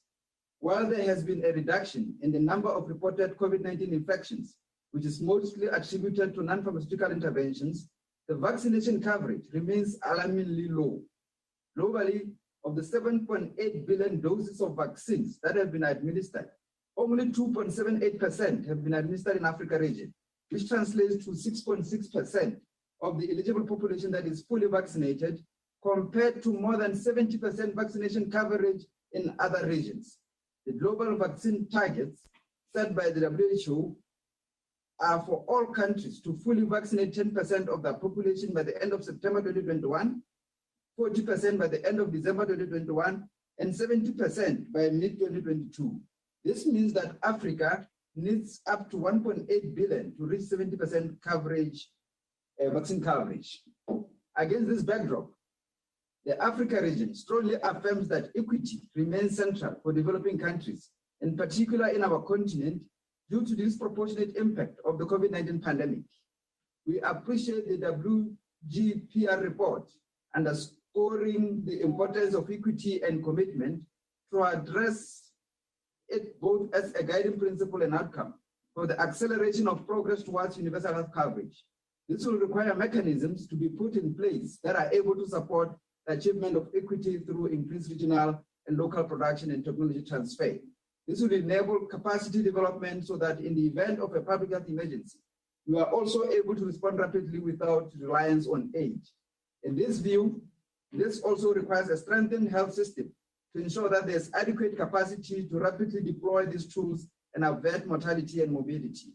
The Africa region underscores the importance of the International Health Regulation 2005 in strengthening health system capacities at the national level and in abating international spread of the diseases. We, however, acknowledge its limitations as it lacks provisions related to critical issues such as accelerating innovation, pathogen and benefit sharing, local production and manufacturing capacity, global supply chains, access and distribution to diagnostics, therapeutics, and vaccines. The need for and equitable access to funding and the accessibility of such funding during a global health crisis remains crucial. The resources at the global level should also support regional mechanisms in regards to pandemic prevention, preparedness, and response. Chairperson, we reiterate our support to the WHO as the leading authority in global health emergency response and need of further strengthening this role. In this regard, we support the development of WHO convention or agreement or other international instrument on pandemic preparedness and response or legally binding instrument, and the launch of an intergovernmental negotiating body open to all member states. We propose that any international legal instrument on emergency preparedness and response should be negotiated and ratified under the WHO Constitution. The negotiations should be guided by the principles of transparency, inclusivity, solidarity, and enable adequate engagement of member states to reach consensus. In this view, there's need to ensure equitable and geographic representation in the negotiations. Furthermore, the relationship between a legal instrument and the existing IHR of 2005 will need to be clearly articulated and defined. It should be designed in a value-adding manner with a non-competing, non-undermining, and non-contradictory approach to the IHR of 2005. Lastly, Chairperson, we take note of the report of the Member States Working Group on Strengthening WHO's Preparedness and Response to Health Emergencies to the second special session of the World Health Assembly. I thank you. Thank you very much, Botswana. May we now proceed to Iraq on behalf of the Eastern Mediterranean region. Iraq, you have the floor, please. Thank you so much, Mr. President. Do you hear me? Yes, we can. You may kindly proceed. Okay, thank you. I have the honor to make this statement on behalf of the 22 Eastern Mediterranean region member states and territories. We would like to start by thanking the Secretariat for preparing this exceptional session, which addresses a critical challenge that all countries are facing. We also note with appreciation the work of the Member States Working Group on Strengthening WHO Preparedness and Response to Health Emergencies and the contribution of its Bureau in facilitating and guiding the work over the last 5 months. IMRO countries endorse and support the Working Group position as reflected in the report presented by the Working Group on strengthening the International Health Regulation of 2005 as a key component of the global health architecture. We agree that this should be done through targeted amendments without reopening the entire instrument for negotiations. In this regard, we feel that this extremely important area of urgent reform and action and the process of how these amendments will be conducted should receive further discussions during the next meeting of the working group next month. Ladies and gentlemen, we all agreed that some important aspects of health emergency preparedness and response may not be completely addressed within the scope of the IHR, and therefore a potential new instrument may be needed. The working group report mentions a number of potential benefits of a new legally binding instrument, like in the area of equity, One Health approach, sustainable financing, and sharing of pathogens, samples, and genetic informations. In this respect, countries of the region would like to specially prioritize and addresses the recommendations that focus on gaps in governance and leadership, on adequate and sustainable financing, and on equity, particularly in relation to improving unrestricted, equitable, and timely access to the vaccines and medical countermeasures. Equity issues remains paramount for our region, who bear the disproportionate impact of the COVID-19 pandemic.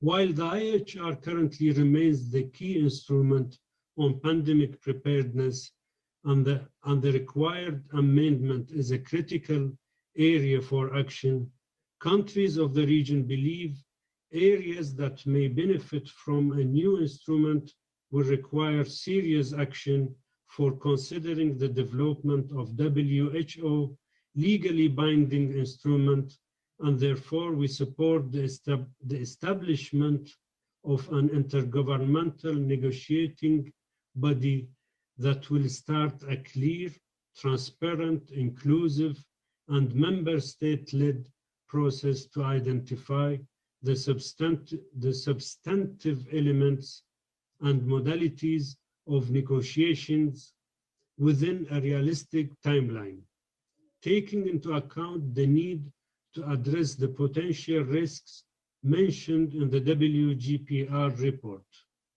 Finally, our vision is health for all and by all.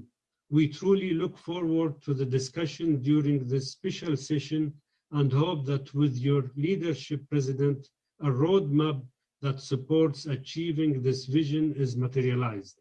We also look forward to the continuation of the working group discussion on the mandate under Resolution WHA 74.7 and the report to the next regular session of the Assembly. I thank you, Mr. President. Thank you very much, Iraq, on behalf of the Eastern Mediterranean region. I now invite Fiji on behalf of the Western Pacific region. Fiji, you have the floor, please.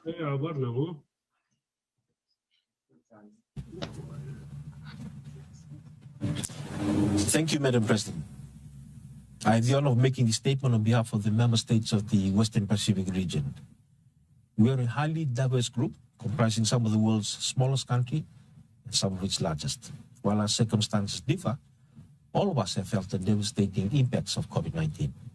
We are committed together to end this pandemic and to do all we can to ensure the world is better positioned to prevent, prepare, and respond to future pandemics.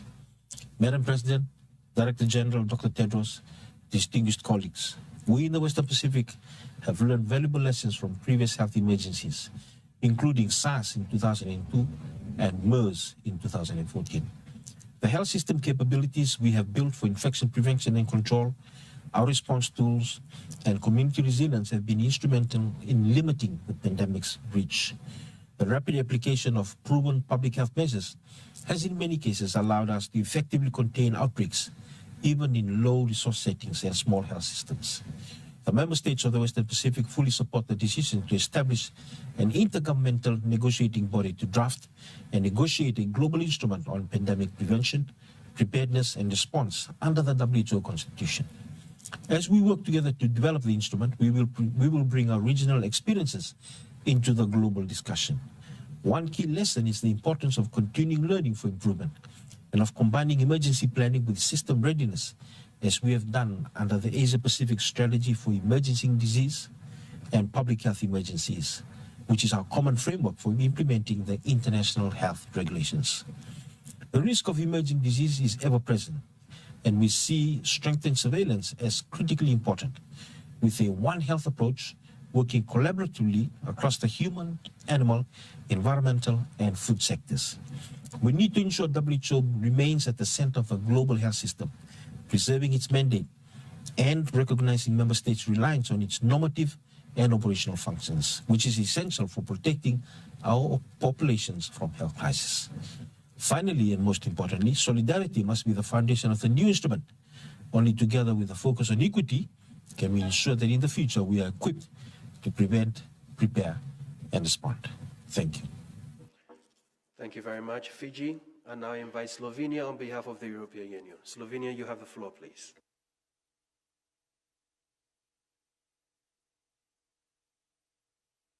Director General, Excellencies, colleagues. I have the honor of speaking on behalf of the European Union and its member states.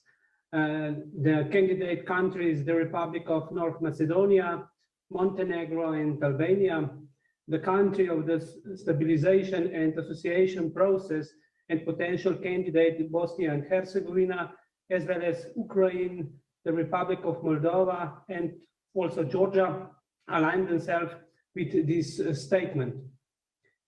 The date, there are over 5 million dead, more than 256 million infected, and billions of others have been affected by the COVID-19 pandemic, which continues to rage globally.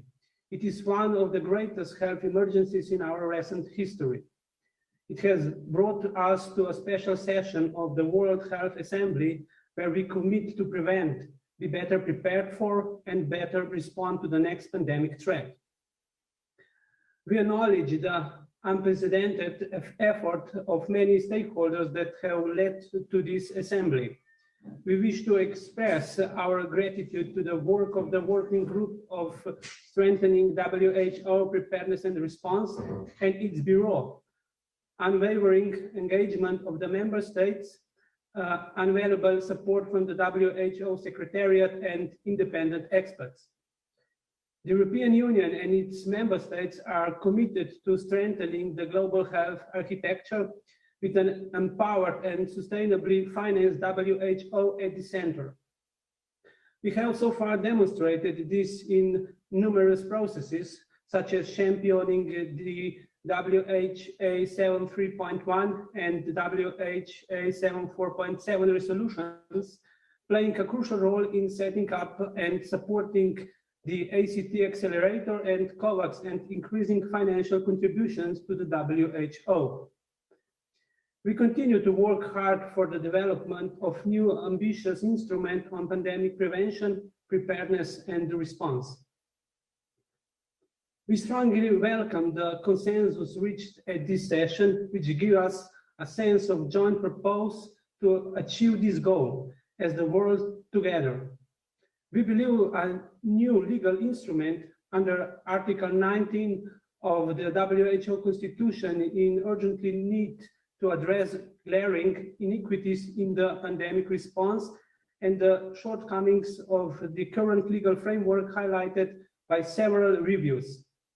Furthermore, it will enable us to address key issues, including a One Health approach, early development and equitable access to pandemic countermeasures, data and sample sharing, to name a few. We need to ensure compliance and coherence across the lines of work to follow. We call for an ambitious process in developing this instrument, but not at the expense of inclusivity or equality. The European Union continues to stand ready to engage constructively and in further discussions on other ways of strengthening WHO based on the recommendations of the independent experts bodies and member states. Excellencies, the pandemic has caused immeasurable damage in terms of lives lost, economic distress, and social upheaval. Now, as the world watches and cognizant of the responsibility that rests on our shoulders, let us say never again to being unprepared and advance with ambitious multilateral commitment and engagement towards a new building instruments. Thank you very much. Thank you very much, European Union. Brazil, on behalf of Mercosur, you have the floor, please. Muchas gracias, estimado señor director general de la OMS, estimados delegados y colegas. Mucho nos complace realizar esta intervención en nombre de Argentina, Paraguay, Uruguay y de mi propio país, Brasil, en su calidad de presidente pro tempore del Mercosur. Estamos reunidos en Ginebra con el propósito común de fortalecer el sistema global de preparación y respuesta a emergencias de salud. Al definir los próximos pasos en este proceso, nos gustaría enfatizar we would like to stress the importance of transparency and inclusivity throughout the entire negotiation process, both within the intergovernmental negotiating body, the INB, and the working group on strengthening WHO preparedness and response to health emergencies. Las decisiones consensuadas en tales órganos Consensual-based decisions must be the result of a broad discussion that includes representativity of all member states. By expressing our co-sponsorship for this decision as a mark of our constructive manifestamos nuestro interés en ofrecer la contribución de uno de los países del Mercosur en la composición del Bureau del nuevo INB. Al tiempo en que avanzamos en los trabajos, en los dos ejes negociadores, es fundamental asegurar la coherencia y coordinación entre las discusiones del INB y del WTO, organismo que seguirá debatiendo las recomendaciones relacionadas con la pandemia COVID-19, tendientes a mejorar las capacidades nacionales de preparación, comunicación, respuesta y evaluación rápida rapid evaluation of risks. En las discusiones relacionadas con la negociación de un nuevo convenio, acuerdo o instrumento internacional y una posible adecuación del reglamento sanitario internacional bajo los auspicios de la OMS, la defensa de sistemas nacionales de salud fuertes y resilientes y la equidad en el acceso a las contramedidas, en particular el acceso justo y equitativo a los diagnósticos, including access to diagnostics, treatment, and immunization are priorities for our country. El pasado 19 de noviembre, in the 19th of November, we approved the declaration of the health ministers of Mercosur on the need to expand productive regional capacity for immunization and health technologies. We agreed to create an ad hoc committee to promote this goal and analyze our production capacities, our research ability, and the complementarity that could exist between our different structures.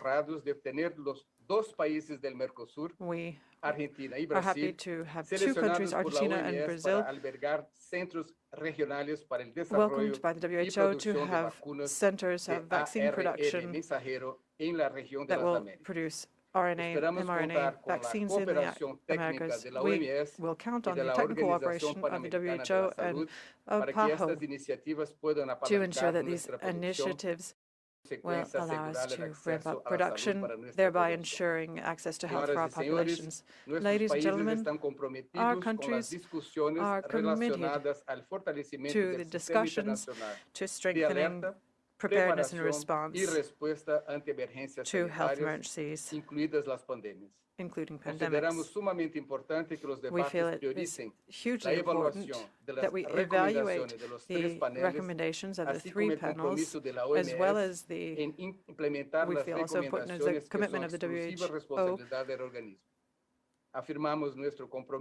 We reaffirm our commitment to continue to contribute proactively and positively to improving our productive capacities so that we can together all face the pandemic together and future pandemics as well. Thank you very much, Brazil. May I now invite the Russian Federation on behalf of the Union States of Russia and Belarus. Russian Federation, you have the floor, please.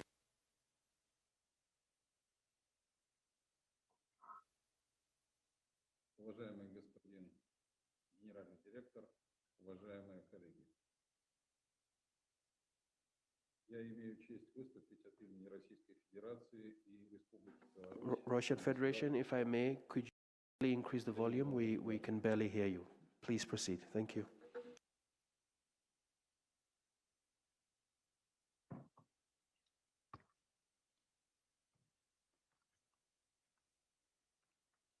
Надеюсь, теперь меня будет лучше слышно.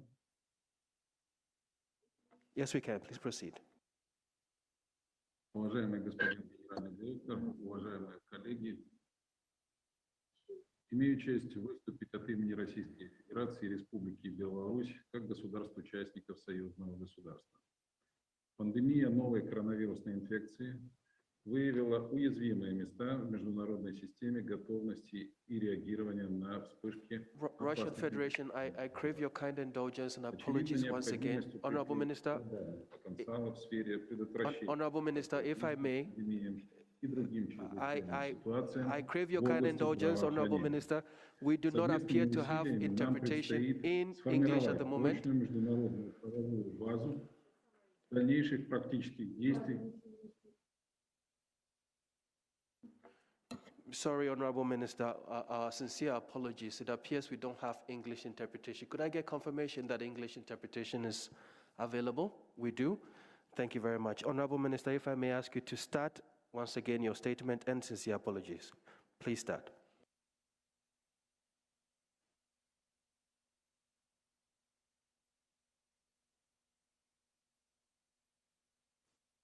Thank you for understanding. One more time. Уважаемый генеральный директор, уважаемые коллеги, имею честь выступить от имени Российской Федерации и Республики Беларусь как государств-участников союзного государства. Пандемия новой коронавирусной инфекции выявила уязвимые места в международной системе готовности и реагирования на вспышки опасных инфекционных заболеваний. Очевидна необходимость укрепления глобального потенциала в сфере предотвращения и противодействия пандемиям и другим чрезвычайным ситуациям в области здравоохранения. Совместными усилиями нам предстоит сформировать прочную международную правовую базу дальнейших практических действий на всех уровнях. Это очень трудоемкая задача, решение которой возможно только в рамках комплексного подхода и на основе глубокого экспертного анализа. Искусственно форсировать данную работу даже опасно.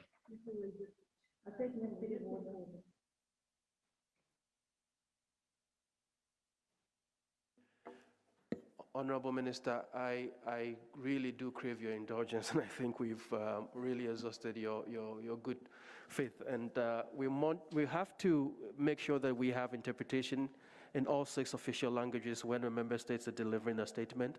And that is why we will crave your kind indulgence. If you would just bear with us, we will proceed to the next speaker and then come back to you so that we can address the interpretation challenges for the English booth.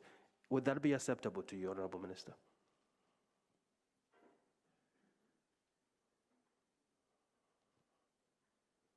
Yes, of course.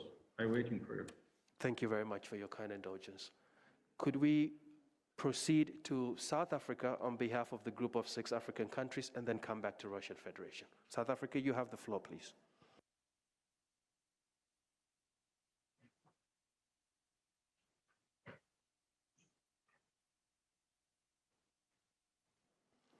South Africa, you have the floor, please.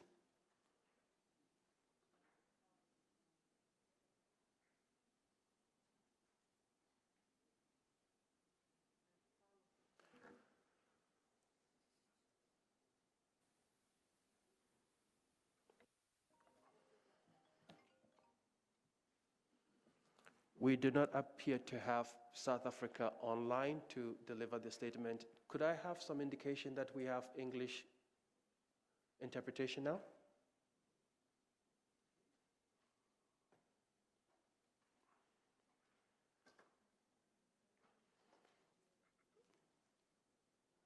That does not appear to be the case. South African delegation, are you in the position to make your statement?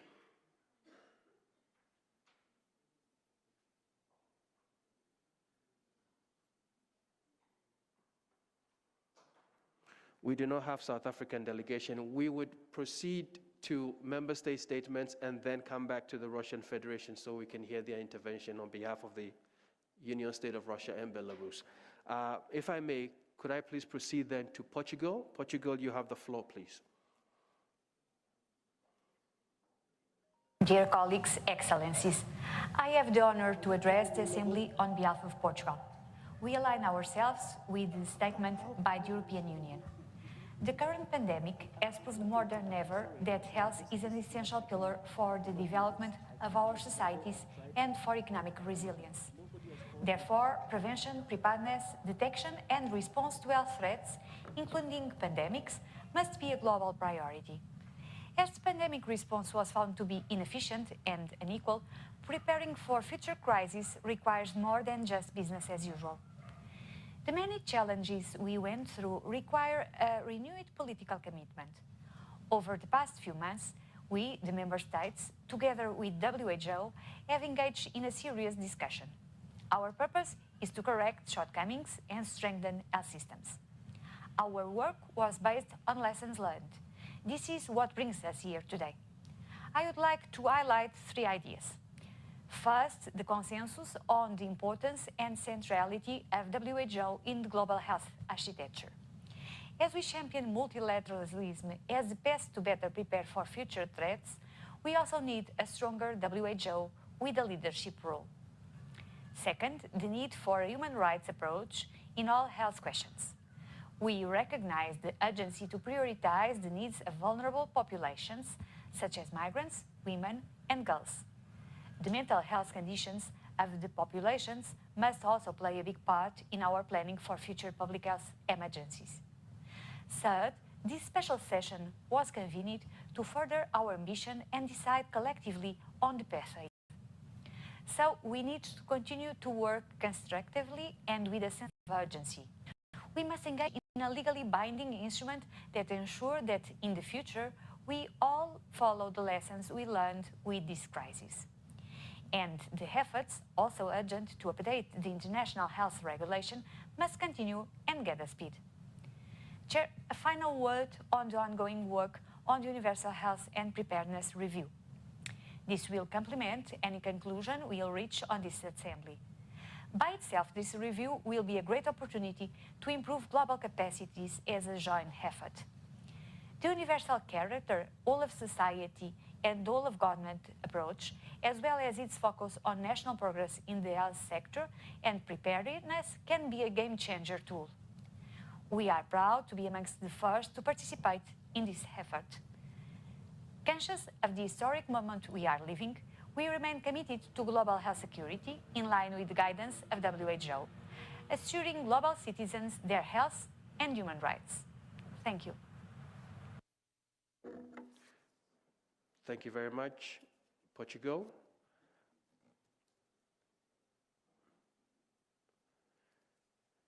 We understand that there's still no interpretation in English at the moment. I'm not entirely sure if the intervention from Peru will be in Spanish. If it is, I would crave your kind indulgence to move to Slovenia and then we'll come back to Peru. If that is acceptable, Peru, Slovenia, you have the floor, please.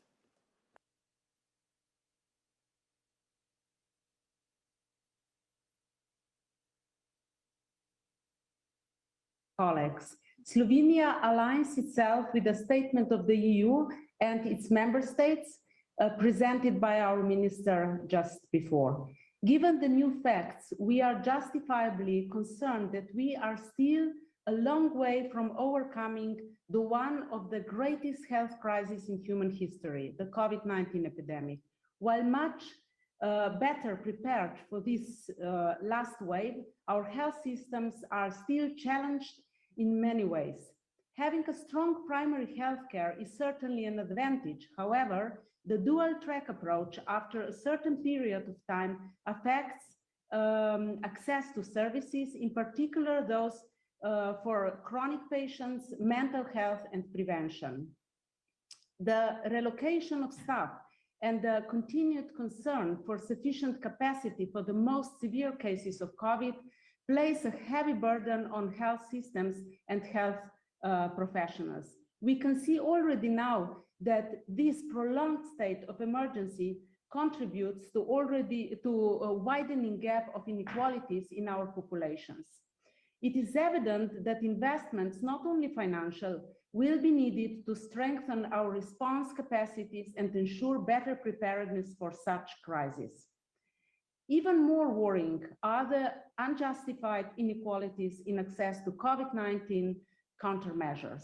While this is most heartfelt by the developing countries, we can witness already today that no one is immune to the consequences of inequity. We have seen admirable acts of solidarity, for example, through ACTA and COVAX, but this is clearly not enough.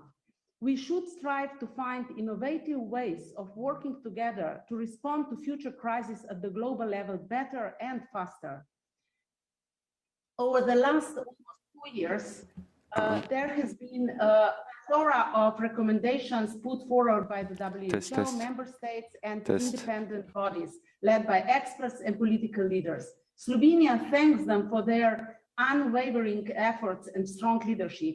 They have also pointed out that there are serious gaps in the current global health architecture. To address them, we need to put equity and solidarity at the heart of our efforts. We are convinced that we can do it better and that now we have the opportunity. We have a historic decision in front of us to embark on a journey towards a new legally binding instrument against pandemic. We believe that this new instrument will allow us to address many aspects of pandemic prevention, preparedness and response, such as One Health, sample sharing, health emergency health workforce, access to countermeasures, and so on. Above all, it will allow us to institutionalize our commitment to equity and solidarity. Slovenia welcomes this opportunity and invites other delegations to adopt this decision. Thank you. Thank you very much, Slovenia. If I may, I'll move to Pakistan. You have the floor.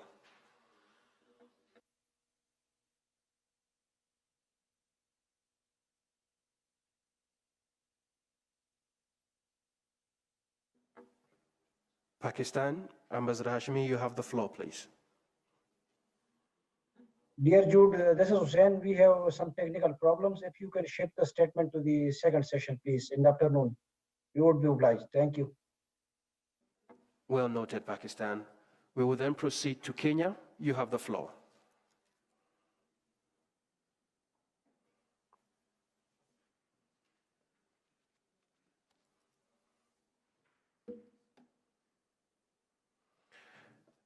Delegation of Kenya, you have the floor, please.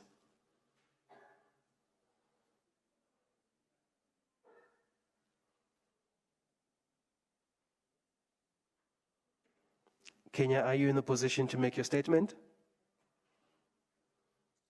Yeah. English channel, testing, testing, English channel, English Please channel, proceed. testing, testing. Kenya.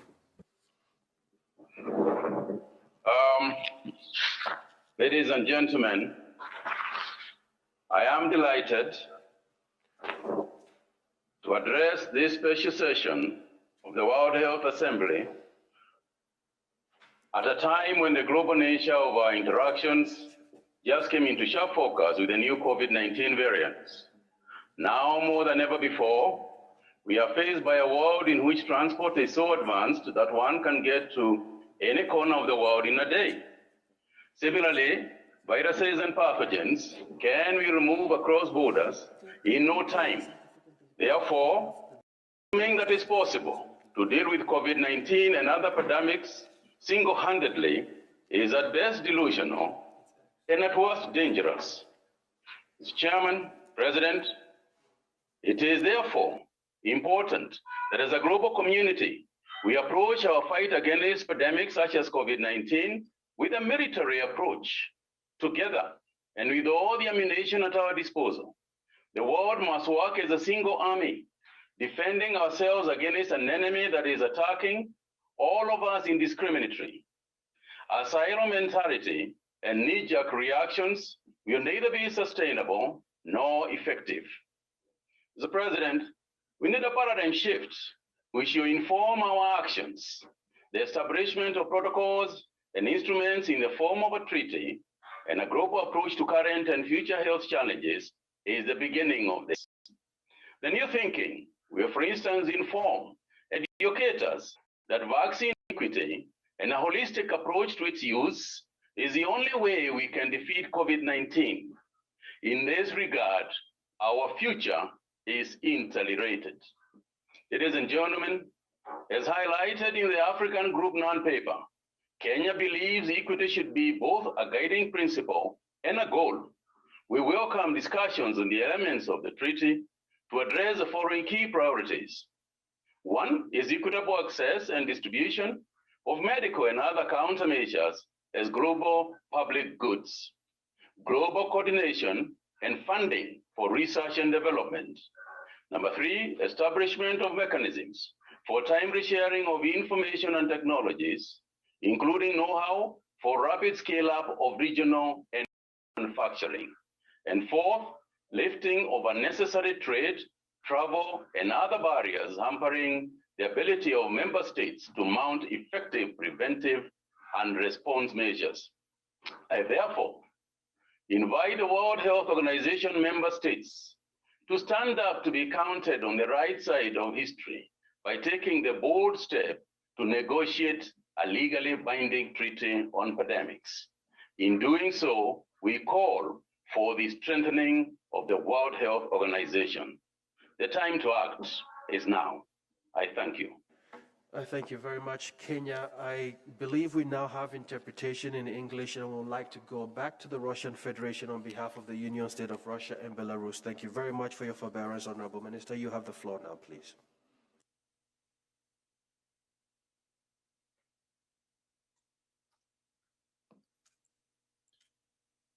I guess it's stress test for us with technical support today. No problem.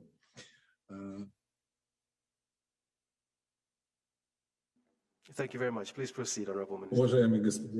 Distinguished Director General, distinguished colleagues, I have the honor of speaking on behalf of the Union State of Russia and Belarus. The COVID-19 pandemic has revealed vulnerabilities in the international system of preparedness and response to outbreaks of dangerous infectious disease. We need to strengthen global capacity when it comes to preventing and combating pandemics and other health emergencies is clear.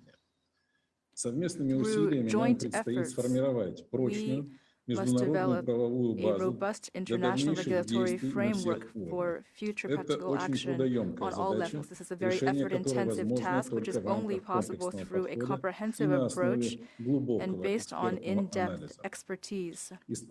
Artificially hastening this work is counterproductive and even dangerous. The World Health Organization plays a special role in the existing system of international relations. It is a unique platform for the development and adoption of decisions when it comes to global health systems. We unconditionally support the coordinating and leadership role of WHO in multilateral efforts to protect populations from infectious epidemics. We categorically oppose the establishment of mechanisms that would duplicate the work of WHO or claim a global coordinating role in the fight against epidemics and in other areas. We call for strengthening and strictly observing the international health regulations, which must remain a key element of the system of preparedness and response. Any proposals to carry out targeted amendments to the IHR must be well-founded and discussed. We place great importance on the activities of the working group of member states on strengthening WHO preparedness and response to health emergencies. We welcome the consensus achieved within this group with regard to the utility of drafting a convention, agreement, or other international instrument of WHO to fight pandemics. It is crucial that the group reaffirmed the importance of the IHR as the fundamental legally binding instrument on preparedness and response to health emergencies. The new instrument must not serve as a pretext for modification, weakening, or duplication of existing mechanisms and agreements, including the IHR. We support the decision to create an intergovernmental negotiating body open to all member states in order to draft a new convention or instrument. Our priority over the next few months is to agree on terms of reference and methods of work of this INB.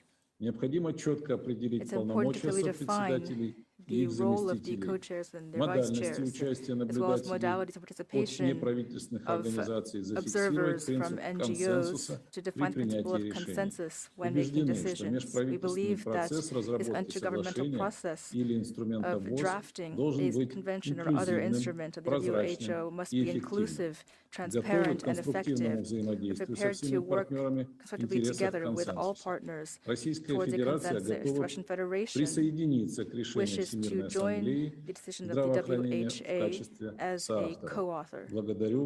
Thank you for your attention. Thank you very much, Russian Federation, and apologies once again. I think I may want to give the floor back to the Vice President of the Assembly before we proceed. Thank you. Merci, Monsieur le Modérateur. Thank you, Mr. Moderator. Désolé pour toutes les petites pannes techniques qu'il y a eu. Nous sommes dans le nouvel immeuble de l'OMS, qui abrite le siège de l'OMS, et les réglages sont en cours pour que nous puissions poursuivre de manière sereine les travaux. Nous sommes maintenant arrivés à la fin de notre première séance. Nous reprendrons nos travaux cet après-midi à 14h, heure de Genève, pour poursuivre l'examen du point 2 de l'ordre du jour. Je voudrais rappeler que la commission de vérification des pouvoirs tiendra sa réunion aujourd'hui à 13h, heure de Genève, sous une forme hybride. Pour les membres de la commission qui sont présents en personne, la réunion aura lieu dans la salle A. Et les membres qui participent à distance auront reçu déjà un lien pour leur permettre de se connecter à la réunion. La séance est donc levée.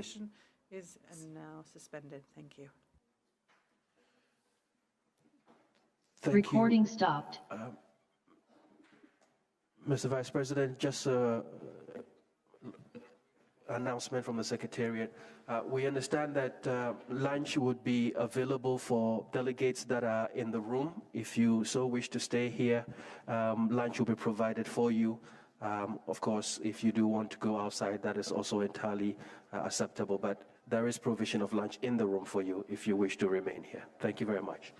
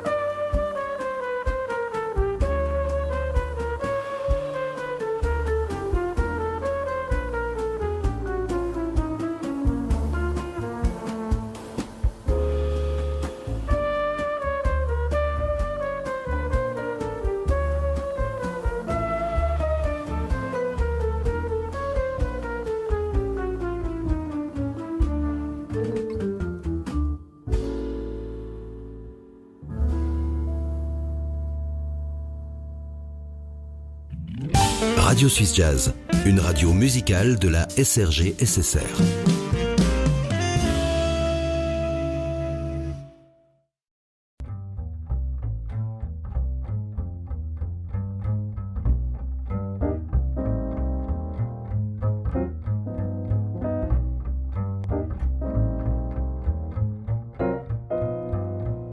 Radio, now here I come, you can hide. I'm gonna find you and take it slowly. Radio, now here I come, you can hide. I'm gonna find you and make you want me.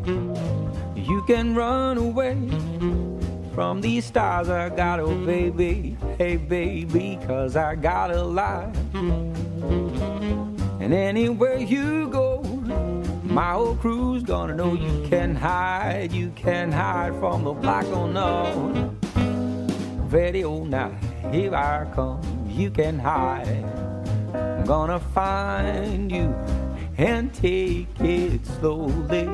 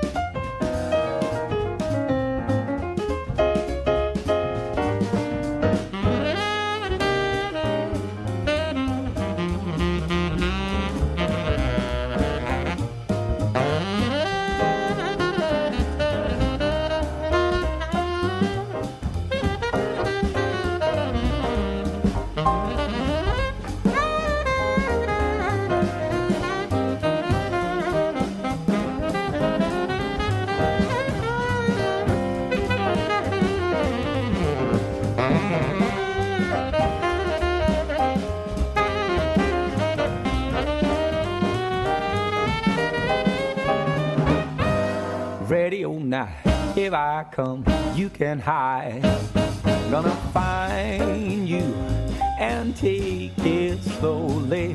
Ready all night, here I come, you can hide. Gonna find you and make you want me. You can run away from these stars I got, oh baby, hey baby, 'cause I got a lie. And anywhere you go, my whole crew's gonna know you can hide from the black or no. Radio, night, here I come, you can hide. I'm gonna find you and take it slowly. Radio, night, here I come, you can hide. I'm gonna find you and make you want me.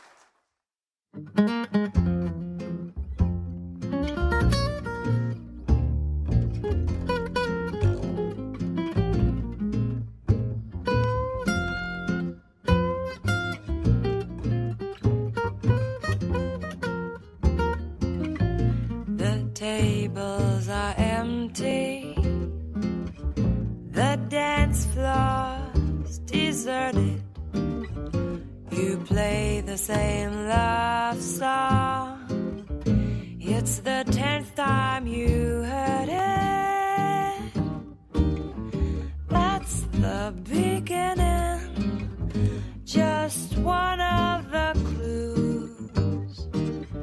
You've had your first lesson in learning the blues. The cigarettes you light, one after another, won't help you forget her and the way that you loved her.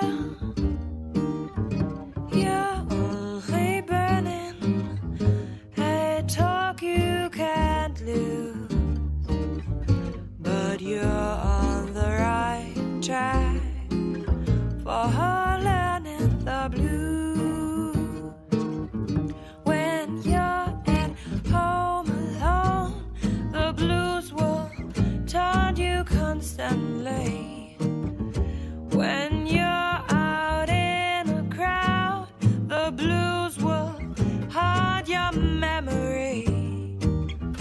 The nights where you don't sleep, that whole night you're crying, but you can't forget her.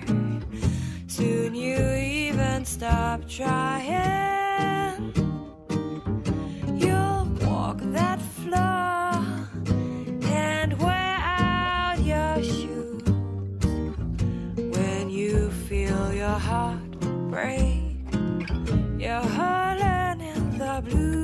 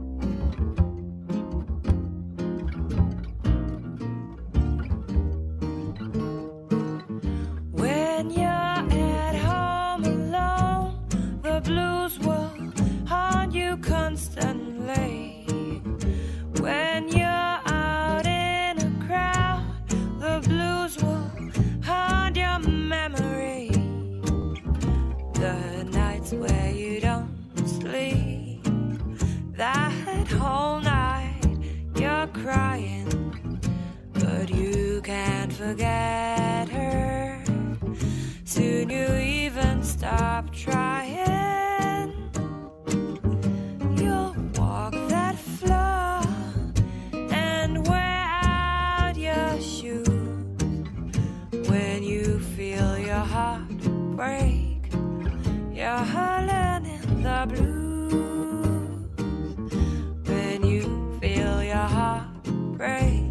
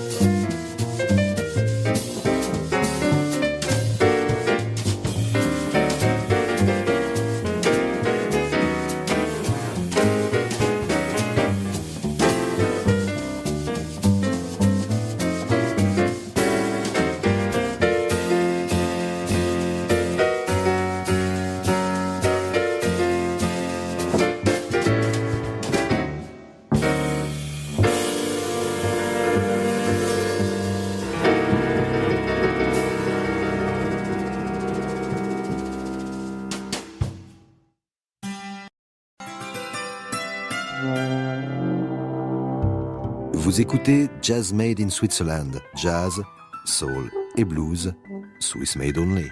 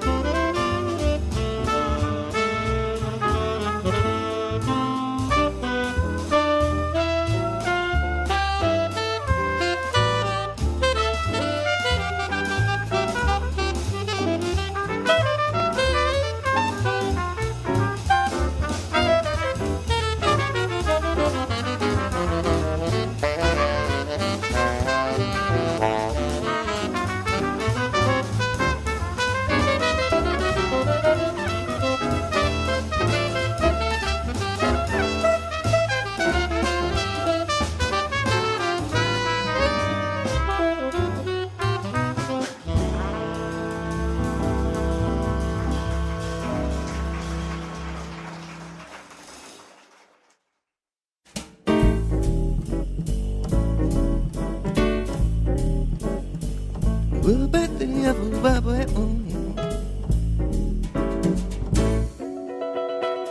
don't have to be beautiful, but you turn me on. I just need your body, baby, from dusk till dawn. You don't need experience to turn me on, babe. You just leave it all up to me. I'm gonna show you what it's all about. You don't have to be rich to be my girl. You don't have to be cool to rule my world. No particular sign I'm occupiable with. Just want you extra time on your kiss. You ought to not talk dirty, baby, if you want to impress me. Can't be too flirty, mama, I know how to undress me. I wanna be your fantasy, and maybe you could be mine. You just leave it all up to me, we could have a good time. You don't have to be rich to be my girl. You don't have to be cool to rule my world. No particular sign I'm occupied with. Just want you extra time, your kiss.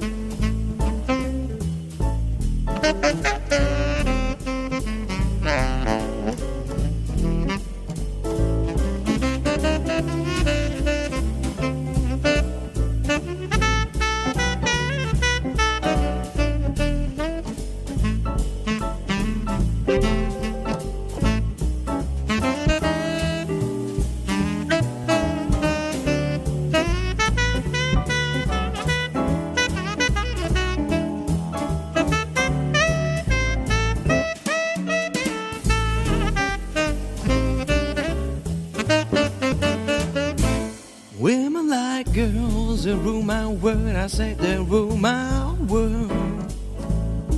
Not your age, not your shoe size, maybe we could do the turn. You don't have to watch Dynasty to have an attitude. You just leave it all up to me, my love, I will be your fool.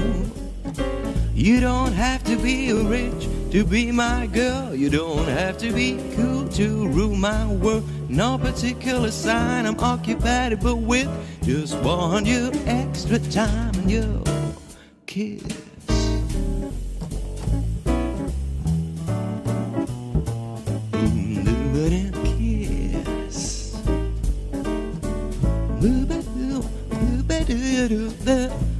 Kiss. You better kiss.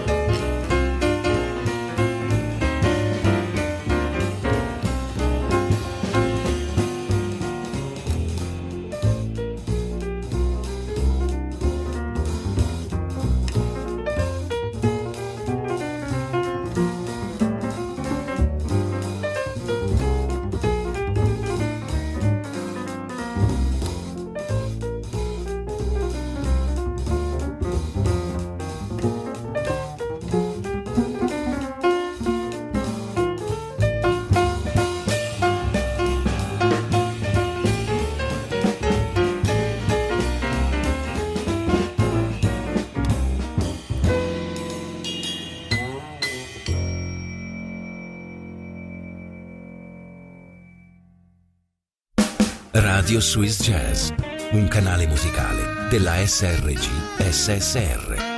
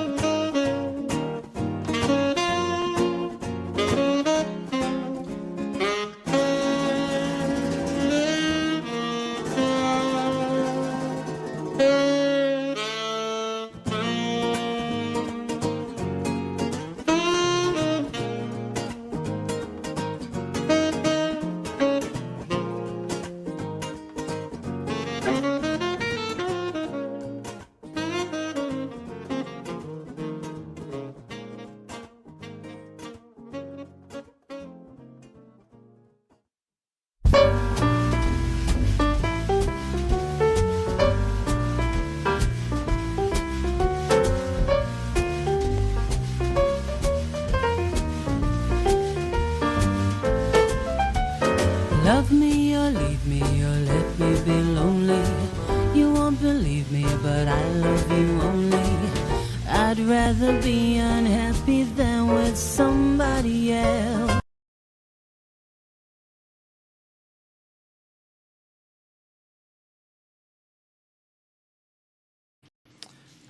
Omröstningen har utfallit med 101 ja-röster, 173 nej-röster, 75 ledamöter har avstått från att rösta. Eftersom mindre än hälften av riksdagens ledamöter har röstat nej, har kammaren godkänt förslaget att utse Magdalena Andersson till statsminister.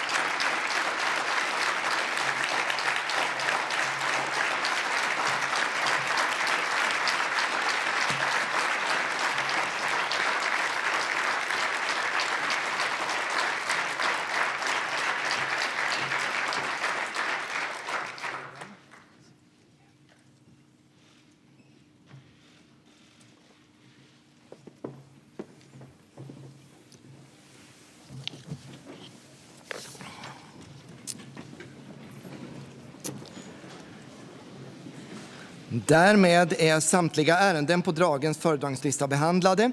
Kammaren övergår, kuriöst nog, till anmälan av dokument med mera som har inkommit under dagen. Till bordläggning anmäls motioner avlämnade med anledning av proposition 45 och skrivelse 60. Behagade kammarens ledamöter åtskiljas? Svaret är ja.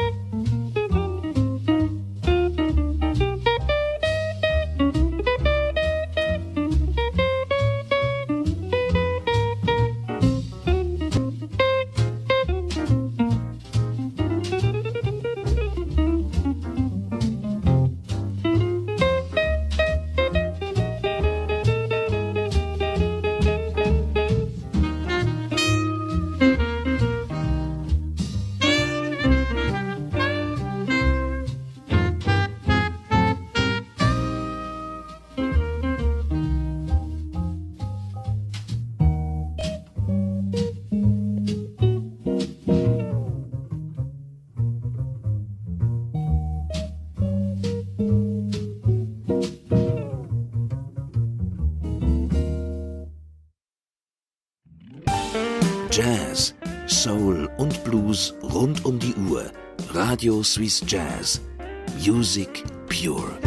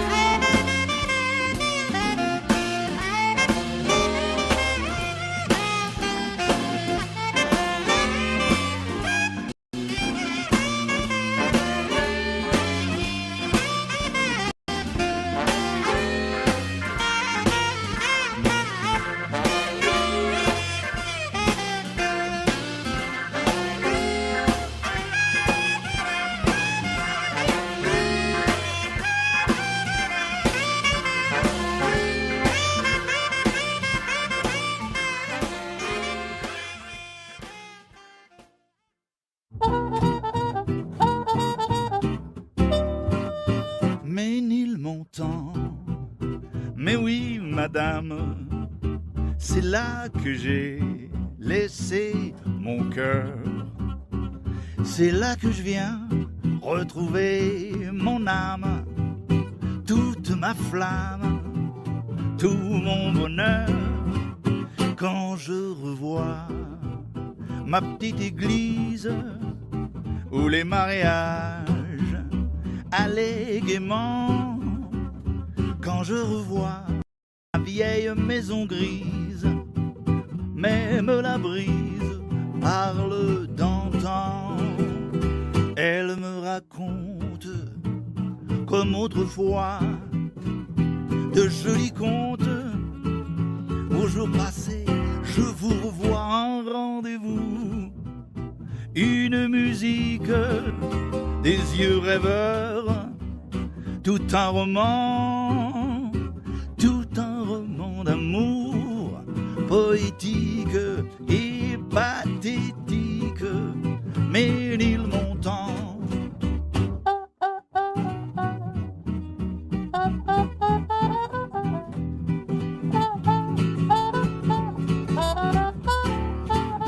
Ménilmontant, mais oui madame, c'est là que j'ai laissé mon cœur, c'est là que je viens retrouver mon âme, toute ma flamme, tout mon bonheur.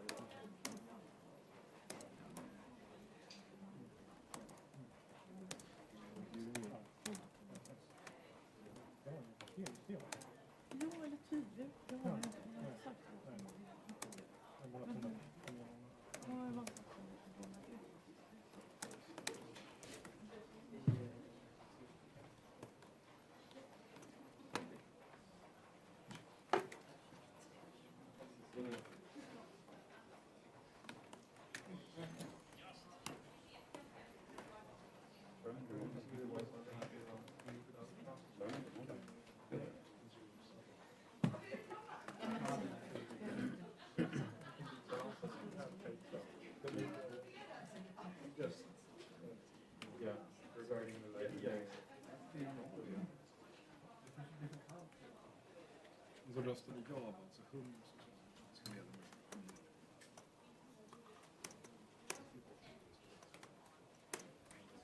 Så en liberal som inte följer. Ja, hon röstade ju.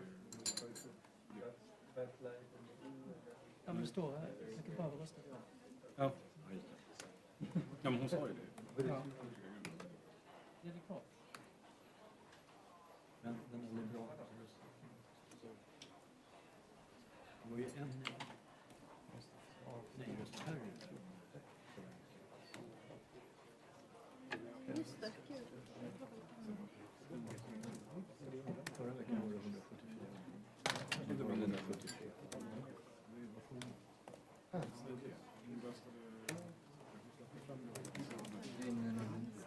Förlåt? Det konstiga, alltså hon gjorde ju samma sak i somras med Löfven.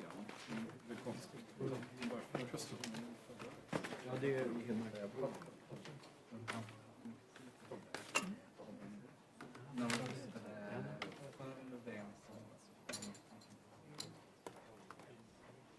Just det, men i förra veckan nej, fick hon ju knappast mycket skit. Då följde hon med skidningen.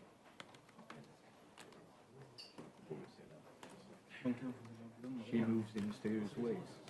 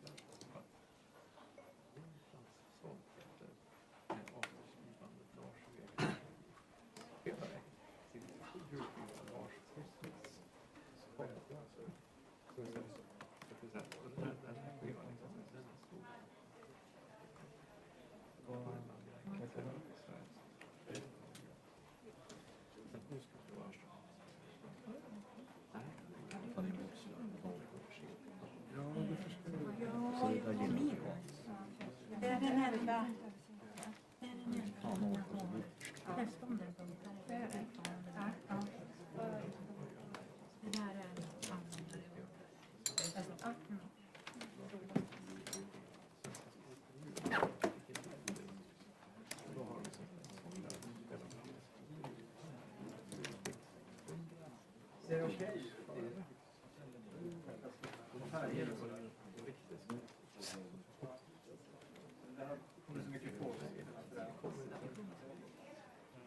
Jag tror det.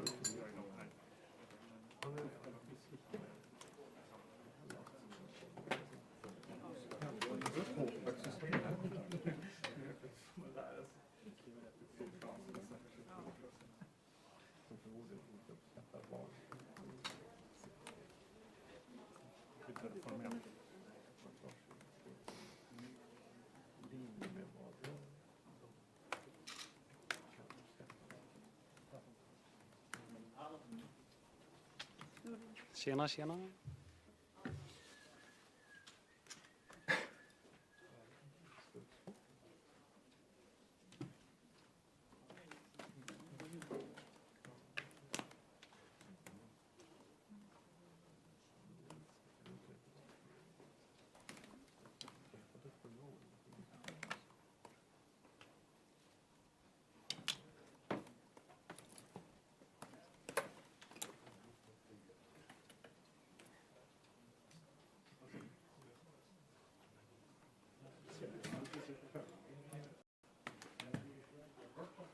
Vänta.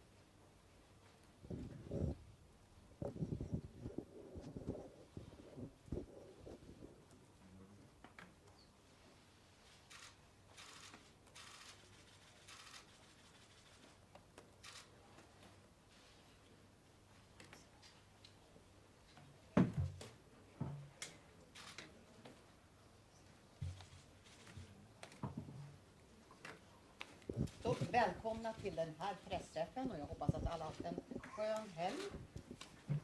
Riksdagen har ju nu valt mig till statsminister och jag avser att bilda en socialdemokratisk regering.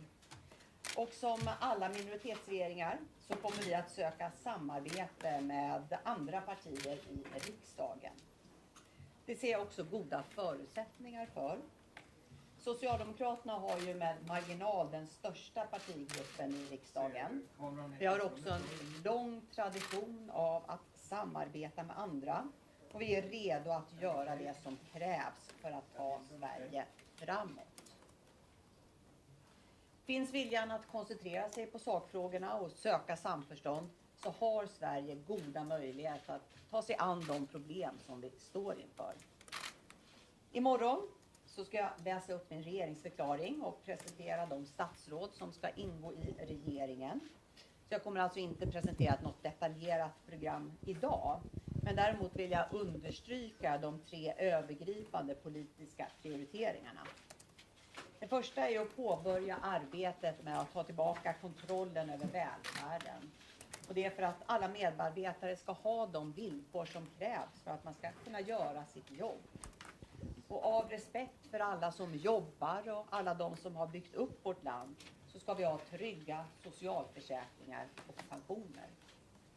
För det andra så vill jag att vi ska öka takten i klimatomställningen. Både för att minska Sveriges utsläpp, men inte minst för att skapa framtidens jobb i hela landet.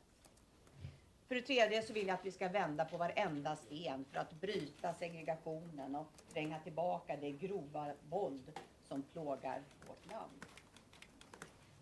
På det sista temat vill jag också berätta om en sten som vi redan har vänt på och som nu kommer att kunna sättas i rullning.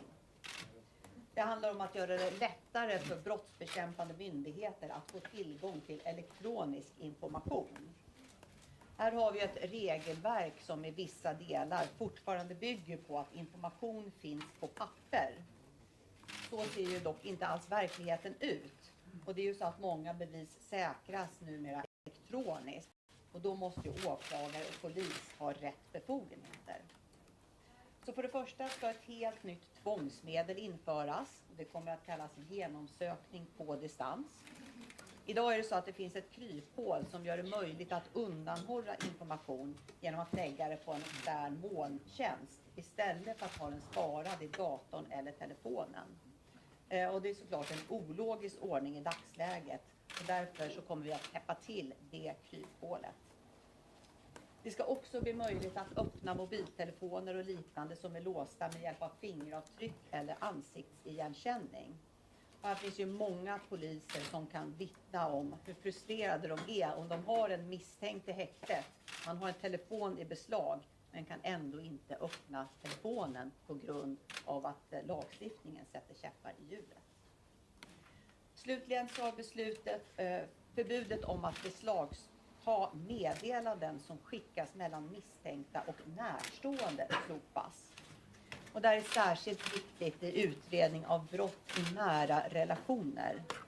Och det är såklart inte rimligt att den som är misstänkt för misshandel ska få ett starkare juridiskt skydd för att brottsoffret är dess fru eller barn. Det här är åtgärder som är starkt efterfrågade av våra brottsbekämpande myndigheter. De utreddes under den förra regeringen och de behöver komma på plats så fort det bara går. Och jag vet att det är ett viktigt besked till våra brottsbekämpande myndigheter. Beslut kommer fattas på regeringssammanträde inom kort. Förslaget kommer därefter kunna presenteras i detalj av ansvarigt statsråd. Jag avslutar där och är redo för att svara på några frågor. Bra. Vi börjar med Svenska Dagbladet. Ja, men okej, jag är här. Ja, okej. Eller jag hörde inte. Nej, Karin tar det. Okej. Jag tänkte egentligen fråga. I onsdags så såg man att du tolkade Tora under i kammaren. Kändes det annorlunda den här gången?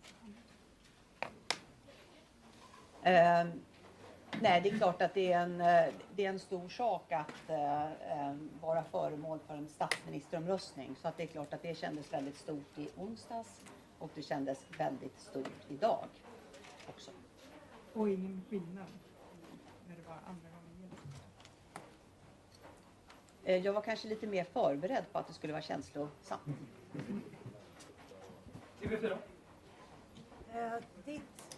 Du säger att du ska söka samarbete och ser goda förutsättningar för det. Men de 3 partier som släppte fram till dig idag grälar öppet med varandra. Påverkar det förutsättningarna och på vilket sätt? Jag menar, när regeringen lägger förslag till riksdagen, då är det ju de förslagen som kommer att diskuteras. Och man kan ju också diskutera med partier innan man lägger fram förslagen. Så att det faktum att man har olika syn på några saker gör ju inte att det inte kan finnas möjligheter att man tycker att regeringsförslag är utmärkta. När kommer du lägga fram ett förslag om sänkning av bensinskatten som ju du är uppdragen i budgeten? Och hur går det ihop med dina ambitioner i klimatpolitiken? Allt vad handlar om budgeten, det behandlas ju fortfarande i utskotten här i riksdagen. Och vi kommer naturligtvis, när vi träder in återigen i regeringsställning, så kommer vi naturligtvis noggrant titta igenom de budgetbeslut som fattas av riksdagen och återkomma i de frågorna. Men ser du hinder att lägga fram ett sådant förslag? Du är väl ålagd att lägga fram det? Ja, självklart så kommer ju vi att följa riksdagens beslut. Det råder ingen tvekan om. Och då förstör det hur påverkar det då dina ambitioner i klimatpolitiken? Förlåt. Självklart kommer vi att följa riksdagens beslut. Därutöver så finns det ju mycket av det som ligger i den budgeten som jag har lagt fram och som ligger kvar. Som har höga ambitioner på klimatområdet. Klimatbudgeten är ju otroligt mycket större nu än det var när Stefan Löfven tillträdde som statsminister. Med det sagt fanns ju såklart det här förslaget fanns ju inte med i den budgeten som jag presenterade. Det går lite stick i stäv mot vad resten av världens länder gör. Hur kommer du att ställa dig till Miljöpartiets initiativ att stoppa sänkningen av bensinskatten? Kommer jag att kunna återkomma till när det kommer den nya finansministern att kunna återkomma till den dagen vi har utsett en regering och hunnit sätta oss in i alla frågorna. Vad ser du som de största fördelarna med att nu leda en enpartiregering? Vi har haft ett väldigt bra samarbete med Miljöpartiet under de senaste 7 åren och jag önskade ju bilda en regering med Socialdemokrater och Miljöpartiet, så jag kommer sakna dem som samarbetspartner i regeringen. Jag ser fram emot att ha ett gott samarbete här i riksdagen istället. Och fördelar? Ursäkta? Vilka fördelar ser du? Men det är möjligt att jag tackade ja till att bli partiordförande för Socialdemokraterna och därmed också som möjlig statsminister, så tänkte jag noga igenom vad är det för problem som Sverige står inför och som kommer vara de stora utmaningarna under de kommande decenniet. Och det är klart att är det ett parti som sitter i regeringen, möjligen att det kommer vara lite tydligare att det är det som är fokus. Och det handlar ju om att bryta segregationen, stoppa kriminaliteten, ta tillbaka kontrollen över välfärden och driva på klimatomställningen. Kan du säga några konkreta förslag som är viktiga för dig att få igenom i riksdagen i vår? Det kommer vi att kunna återkomma till när vi har presenterat regeringen och allt eftersom.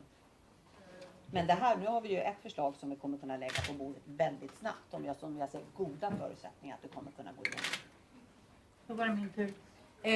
Det betonas ju gång på gång av dina politiska motståndare hur rörigt det är i ditt, som de säger, så kallade regeringsunderlag. Kommer du att göra någonting för att försöka få ihop de här parterna på något sätt och vad i så fall? Jag tycker jag också är viktigt.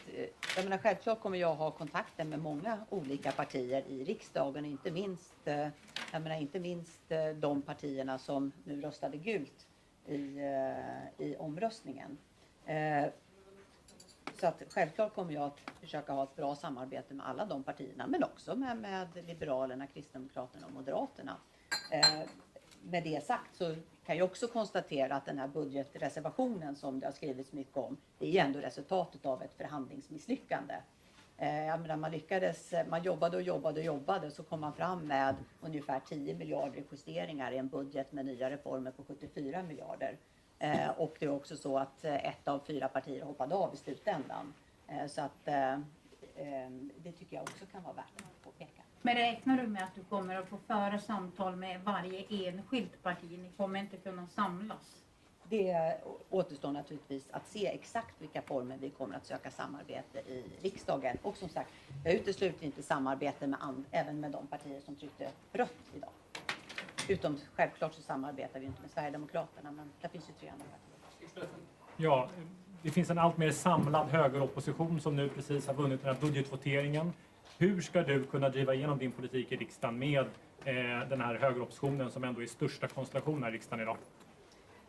Ja, självklart genom att försöka samarbeta i riksdagen med de partier som är villiga att diskutera sakfrågor och där regeringen kan lägga fram förslag för att ta Sverige framåt och lösa de problem och utmaningar som vi har i vårt land. Men det bygger då på att du samlar hela det här vänsterliberala blocket som du inte har lyckats samla kring budgeten. Hur ska det gå till? Jag tänker kanske man kan tänka lite annorlunda. Jag menar, det finns ju, vi har ju till exempel nu under coronakrisen har vi ju samarbetat väldigt brett i riksdagen med många olika partier. Så att det finns ju också, det kanske vi glömmer bort just nu, det finns ju också en sån tradition i Sverige. När vi tittar på det finanspolitiska ramverket, det gjorde vi om under förra mandatperioden i väldigt brett politisk enighet.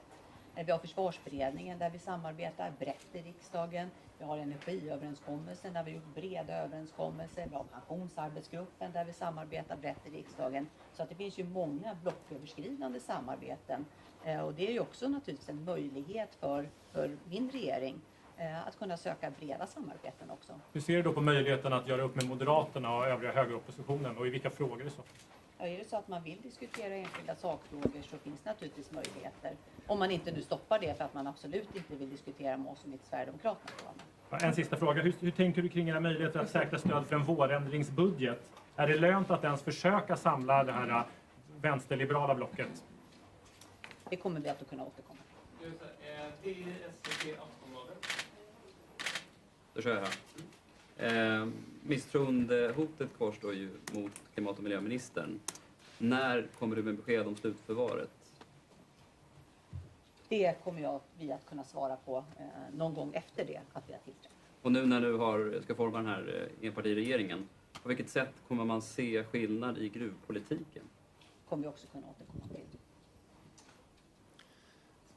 Ja, hur kommer det märkas rent politiskt att det här är en enpartiregering som tillträder? Jag tycker det är viktigt att säga, det är ju, mandatfördelningen ser likadan ut i riksdagen så möjligheten att få igenom politik är ju inte annorlunda på grund av att det är en enpartiregering. Men däremot är det klart att det kanske kan vara en viss ökad tydlighet i vilka som är de 3 prioriteringarna som jag har satt upp nu när det bara är socialdemokrater i regeringen. Och de kommer få tydliga instruktioner. De här partierna som du kanske står närmast och försöker samarbeta med, de har ju grälat öppet en del av dem den senaste veckan. Hur ska du få ihop det här?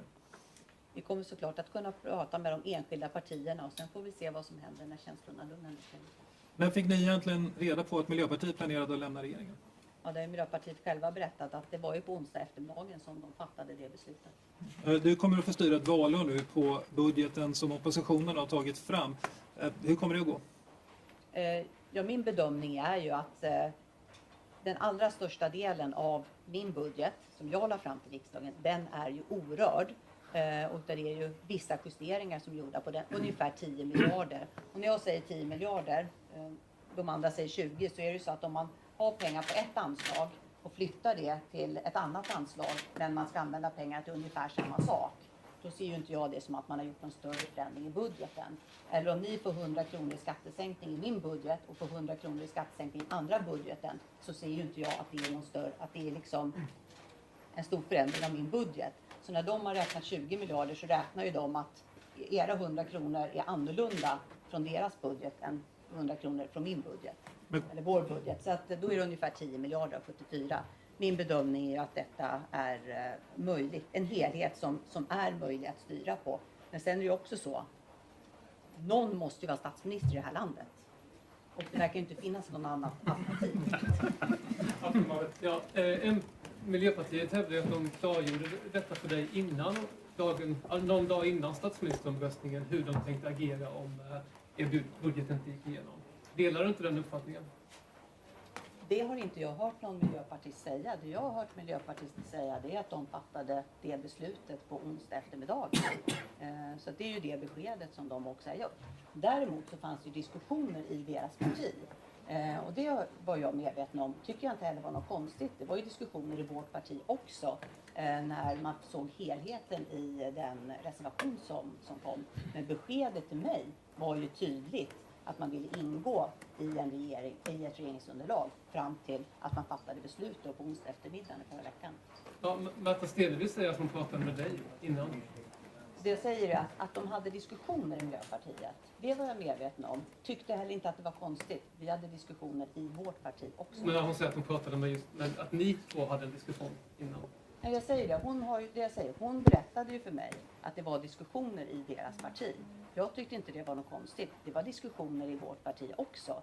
Men beskedet från Miljöpartiet kvarstod ju att de ville ingå ett regeringsunderlag. Det beslutet ändrade ju de sen på onsdag eftermiddagen.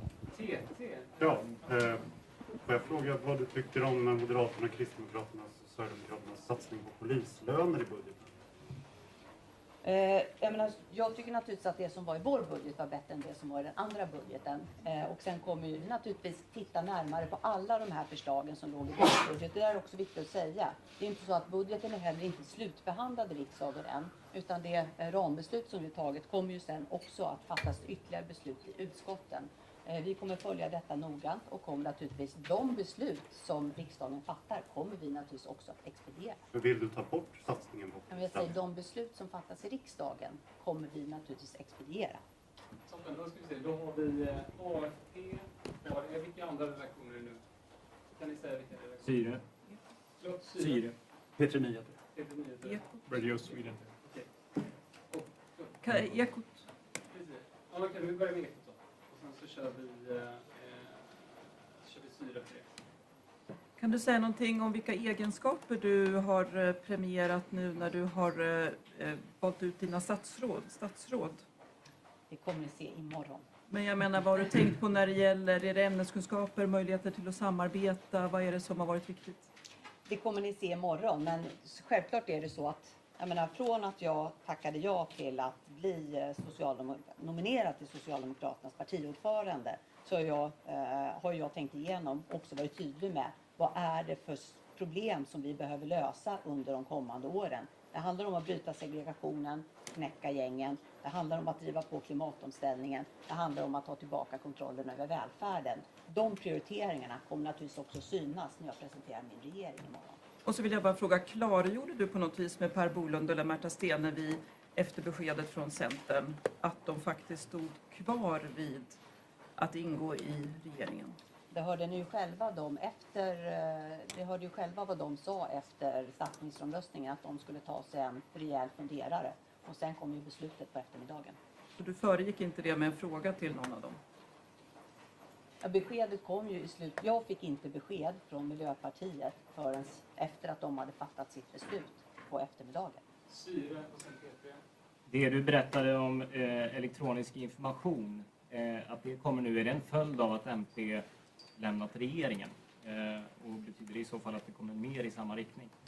Det här är någonting som är berett sedan tidigare. Exakt hur olika partier kommer ställa sig i riksdagen, det kommer vi ju se efter att regeringen har fram det. Jag bedömer att det kommer finnas ett brett stöd för detta i riksdagen. Ja, visst, P3 Nyheter. Flera statsvetare är inne på att den senaste veckans turbulens riskerar att ha skadat förtroendet för demokratin och för politiker hos väljare. Vad tänker du om det? Nej, men självklart är det så att det här uppfattas ju, tror jag, väldigt många som konstigt. Av er också och av mig också. Så är det. Men det är ju resultatet av självständiga aktörer som har fattat sina beslut på sina premisser. Alltså, vi brukar ju säga ibland att alla stjärnor står rätt. Det är ett uttryck som finns. Det som hände i onsdags, som jag ser på det, var att alla stjärnor stod fel. Något av det sista som Stefan Löfven sa under en presskonferens när han avgick var att den uppmanade unga människor att engagera sig politiskt. Finns det inte en risk att en sån här uppvisning kan få folk främst unga, att inte göra det? Eller tvärtom. Hur menar du då? Ja, men det kan ju också göra så att man blir intresserad av att man känner att här vill man vara med och engagera sig och aktivera sig. Och det, alltså på riktigt, det är ju någonting som alla vi som är aktiva politiker, alla riksdagsledamöter, vi har ju ett stort ansvar för att ungdomar vill öka viljan hos ungdomar att också gå med i politiska organisationer. Att det finns ett stort politiskt intresse och engagemang hos ungdomar, det råder ingen tvekan om. Men fler av de ungdomar som har det engagemanget behöver också kanalisera det via de politiska ungdomsförbunden och in i partipolitiken. För att vi behöver ju värva nya generationer hela tiden in i politiken för att landet ska kunna styras. Och ju fler människor som är aktivt engagerade i partipolitiken, desto bättre politik kommer ut därifrån. Men hur skulle onsdagen göra det? Så? Jag förstod inte hur onsdagen skulle hjälpa det. Ja, men jag bara tänker att varför skulle just stöta bort ungdomar? Det kan ju också vara så att man vill gå med och känna att man kan vara med och bidra till att skapa ordning. Hey, some questions in English. You're the first woman to be the Prime Minister of Sweden. How does that feel? It feels good, and I'm very eager to start working. How successful do you think your government can be when we have a parliament that's so deadlocked? It is a difficult situation in the Swedish Parliament. On the other hand, we have been governing Sweden for quite a few years in this situation, and if we can cooperate together, I'm sure that there will be good proposals coming through this Parliament. And will your priorities in your government be different from the priorities that you had with the Green Party in the coalition government? I mean, I've been clear with my priorities since I was elected party leader for the Social Democrats in Sweden. And these priorities will, of course, be crucial for the work that we will do in the government. And then, I guess, finally, you have 10 months before the next election. How do you see your chances looking ahead at that? Well, I don't see this as the start of 10 months. I see this as the start of 10 years. All right.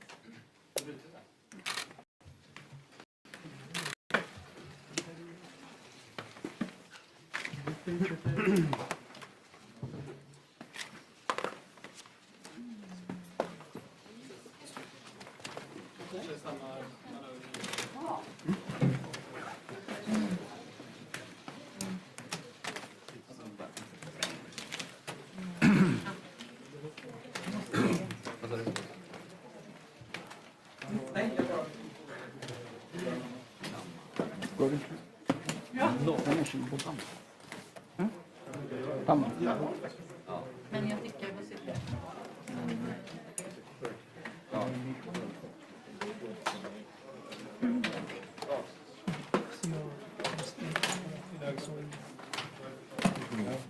Ja, så får de befintliga ettan helt bort. Jag vet inte om det här bättre att köra som en jag gör den som har en klar.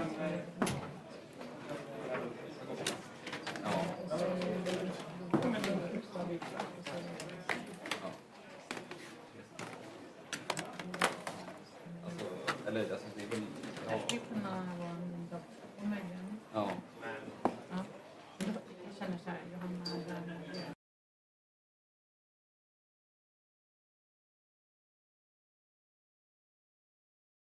I heard the sound of Gary the Great. It all happened one moment when I heard the sound of Gary the Great.